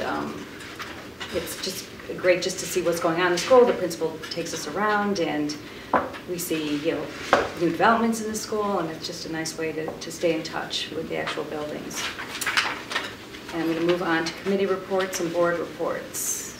So I have just one thing that is worth mentioning in the context of town liaison and Westchester Putnam School Board liaison. The board, late in December, was very focused on an important issue around prepayment of property taxes, and the governor came out with his executive order trying to facilitate that process. We explored ways in which taxpayers in our town can benefit from prepaying the 2017-18 taxes as well as the 18-19 taxes. The second installment of the 17-18 taxes, that was facilitated, and the town did a good job of trying to make that as easy as possible for folks. But a lot of work was done on this question of 2018-19, and we consulted with legal counsel for the district. We consulted with the state school board, or the state superintendent association had some advice. Other towns weighed in. We had multiple conversations with our town, and they were very cooperative and helpful, trying to facilitate the process for taxpayers as much as humanly possible. But unfortunately, after all the legal analysis was done, we were advised that there is no way to prepay the 18-19 because we did not have a warrant for our budget, and we were not in a position to be able to put forth a warrant without going through the process that we normally go through, that we have to go through from a legal perspective, including getting a vote on our budget. So, but it's also illegal to do if you don't have a budget. Right. And having not had a budget in place, we couldn't even have the warrant if we had the time to do that. Exactly. So there was no way within the context of the laws to be able to facilitate this, and we certainly did focus on it as a board and tried, as well as the administration, and we will obviously be very focused on this new federal tax law and the implications to try to think through ways in which it's going to impact residents, and we're going to be sensitive to that. It's important for the public to know how aggressively we tried to look into that as a option for them. But just being given the legal counsel advice that it was not legal to do so, we couldn't move forward. Right. And within 2 or 3 days of the end of the year, the IRS put out an opinion with respect to deducting taxes that were not assessed in that period of time would not be deductible in the previous year. So it seems like a bit of a moot point too, and you know, challenging circumstances around the timing of the tax order. Oh my gosh, absolutely, and you were so quick to respond, so thank you for that. Yeah, that was a difficult time. It was the week of vacation. Thank God for technology. I was Yeah, in the totally, Dominican that was- Republic. Yeah. Oh my gosh, you would never have known it, Jen. You responded. know. Yeah. Doesn't Thank matter. You can be anywhere. Thanks, Scott. Any other board reports this time, or? I just have one other athletic thing I want to say. Yes, please. Because we're well into the winter season. There's three shout-outs. One, great shout-out to the girls' basketball team. I mean, they're 6-2. They ran off their first 6 games with wins. They dropped 2 very close games, but congratulations to the team and the first-year coach. They're doing great. So if you have a chance to go out and see them play, you really should. It's been a really nice surprise. They had a couple lean years, but they've really bounced back nicely. So kudos to the girls' basketball team, number 1. Number 2, boys' basketball team seems to be snake bit with some injuries, but Coach Reap will have them ready, I'm sure, for sectionals. They're playing very well. 3, hockey. Boys' hockey is in the top 12 according to the Journal News. They have a 4-3 record. We lost, I think, a very tough game to Scarsdale recently, but it's a very strong team. So congratulations to the boys' hockey team. Sectionals are coming up for them in, I guess, a number of weeks, but they're really having a great season. And if you can make the trip up to Brewster, you really should, because it's always a fun atmosphere to watch. And lastly, we had a wrestler seated second in a large high school wrestling tournament at the 99-pound weight, which I remember many years ago. But congratulations to the wrestling team. They lost some terrific wrestlers that went to wrestle elsewhere, but the coach has the team wrestling well, and it's always nice to have a wrestler seated high in these tournaments. But a very exciting winter season for Byram Hills, and it's just really getting going now. Thank you. Yep. I'd like to note just around the, very quickly, a thanks to ABL, the Armwood Baseball League, for donations for both the girls softball and the boys baseball team for the spring break trip. And they continue to want to work with those programs, and very generous to the community and that program. Thank you. Yeah. All right. Thanks, everybody. And that brings us to communications to the board. And we had gotten 5 emails to date, all from past alumni from Byram Hills, and with beautiful tributes of their time back in the 70s, beautiful tributes of their time in the Hills, and of their fond memories of the late Jean Bissell, who was a former teacher and director of our musical productions. And they all had requests for the school to consider a tribute to this wonderful teacher. They had fond memories. And I told them all that our superintendent, our director of fine arts and music, and the principal of our high school would meet and come back to us with their thoughts. And we have. And you're actually ready now. We have. First of all, the outpouring of sentiment about Byram Hills as a community, and also about this particular teacher, was pretty extraordinary. And I'm happy to say that I feel like that still exists in our community today. So Mr. Matthew Gable wrote the original open letter to Byram Hills, and he really asked that we name the theater after Jean Bissell. Mr. Gable wrote about how Jean Bissell established a tradition of excellence, taught the fundamentals of performing arts, taught life lessons. I loved hearing that. Had a lasting influence. And he asked for a permanent honor. After that letter, as Robin said, we received at least 4 more. It's good to know that I met with the director of fine arts and the high school principal. In the past, our process to give tribute to someone was via a program. That's why we have the Robert Pavlica Authentic Science Research Program, why we have the Michaelino Bobcat Run, and why we have the Varley Players. What the writers of the letters may not know, though, and should know, is that Jean Bissell was honored in March of 2017. So we're receiving all of these letters, and we just had an honoring of Jean Bissell this past March as the first inductee into the Theater Honors Wall of Fame. So I think they'll be happy to hear that, and we will write to them as such. His family was invited to honor him and the other inductees that night. There were approximately 60 outside visitors who came to commemorate. We celebrated with a party, with a choir cabaret, and Mr. Bissell was written about in the press release, The Examiner, as well at that time. I'm pretty sure that they don't know that. The next induction will be March 10th, prior to the play Oklahoma. And there will be new inductees this year, but to Mr. Gable and all others who wrote so passionately about Jean Bissell, I hope you're happy to hear that Jean Bissell not only has been honored, but the letters about his influence were so beautiful and really captured the essence of the Byram Hills community that as a superintendent, I want to extend an invitation to anyone from those classes who would like to come. And what we will do is talk about Jean Bissell again at the March 10th induction. And at that time, we're going to take testimonials from these different letters to be included in the opening induction speech. And we want to unveil a picture of Jean Bissell and a description of his contributions to our school to hang on the wall next to where he has already been honored. So in other words, we're extending the honor that we've already given to him and offering another opportunity for people who may not have been able to come and join us. And they will come to a special superintendent's welcome. I just think it's outstanding.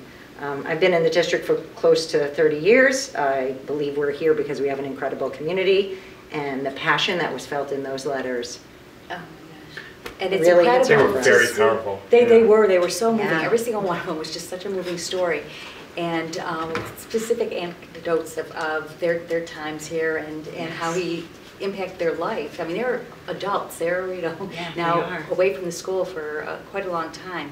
It's incredible to see how the alumni network remains strong. It does. So beautiful. We will respond via the board president, but we will be sending out an invitation to anyone who really wants to share in an honoring of him to come back for a March 10th induction and to be happy that we have already been, giving him accolades for the past year. Unbeknownst to us. I mean, I hear that, and he sounds like he was very, very special in the history of the district. And we are sitting in the Thomas McGuire Administration Building, which maybe something, that's what the board decided to do in those days. Is there anything that could be named after him that would not put us in a difficult position going forward? There've been a lot of terrific people. Well, we did the Varley Players. We've done Yeah. things like that in the authentic science research. It's always been programs. Yeah, I mean, I would just, this individual's impact seems to transcend what what we do. And honoring him in the Wall of Fame, I think, is great. I think it's appropriate in every way. If there's something else we can do that includes a naming in some way, I'd love to listen to it, because I think he might be the exception that really that really may warrant this a particular honor that stands out even among those who go onto a Wall of Fame. So I would just ask you to think about it. I mean, it's a great problem to have. It is a great problem. That this man had such impact on so many students' lives. Yeah. I mean, these are students who graduated about 40 years ago, and they still think of him. And they still every come day. back for their reunions, and we're happy they'll come in now and see a picture of Jean Bissell. Yeah, it seems like it's appropriate. I'm just wondering if there's a little more we can do for the guy. If possible. There may not be. Maybe he deserves a little, I don't know. where is the Hall of Fame? I do believe that Jean Bissell passed away in 2012. I don't know if that was shared here tonight, but in case anybody's wondering why we're not inviting him. Right. Oh. Well, no, we're talking about him. That makes sense. Where is the Hall of Fame exactly? Right when you go into the high school, past the first set of theater doors, it's right there on the wall. All right. Yeah. This is incredible, though. I mean, It is. The letters and the time that it takes to put together those thoughtful letters to Yeah, they're proactively long do this letters. decades after you were here. And I mean, the memories the are guy still must have had vivid. this unbelievable impact, Right. and that is clear. I mean, could we maybe name a particular production, like the Jean Bissell Spring Musical or something like that? That's a program, Yeah. It's a program. I mean, could maybe do something like that to sort of elevate him? I'd like something to think about. He just may warrant it, but did you speak to did you speak to Joy Varley about this, get her thoughts about it? I'd like to know really what she would think about this. She wasn't here when he was here. No, but she may have, considering when she came, she may have had some dealings with many people who did know Jean. It may be worth reaching out to her to just see what her thoughts are about it. Or even the principals during Yeah, those times. the principals during those times, but maybe we could name it like the spring musical after him. I mean, I'm a little hesitant because, like, you know, the New York Yankees, every number's retired, and you know what you do after a while. Right. You know, I mean, you can have the so-and-so social studies room. Right, and we're so lucky to have a district like that. I've been here 30 years, you've been on the board for 20, you know, they're... Way too long, Yeah, but exactly. I think... You weren't here with Gene? I just missed him. I just missed him. But maybe like we can name like the major production of the year, which is a spring musical, the Jean Bissell Spring Musical, something like that. Maybe give him that little elevation. I would be in favor of something like that. I mean, the outpouring those letters were just tremendous. Yeah. So Great. really Pretty incredible. All right, and I'll have great future ideas. Conversations. Yeah. Okay. See what they think about it. That's great. And I'll talk And in to the you meantime, afterwards we'll about how to extend the invitation. Right, I'll talk to you afterwards about who's going to do that. Okay, great, thank you so much for that, very thoughtful. And that takes us to Board of Education minutes. Can I have a motion to approve our Board of Education minutes from December 5th, 2017? So moved. And a second? Second. Okay, any comments or changes? Okay, all in favor? Thanks, Donna. All right, and can I have a motion to move back into executive session to discuss the 3 items that we did not? So said before. Yeah, we say no? I know, all in favor? So moved, yeah. Okay, good night, thank you for Thank watching. you.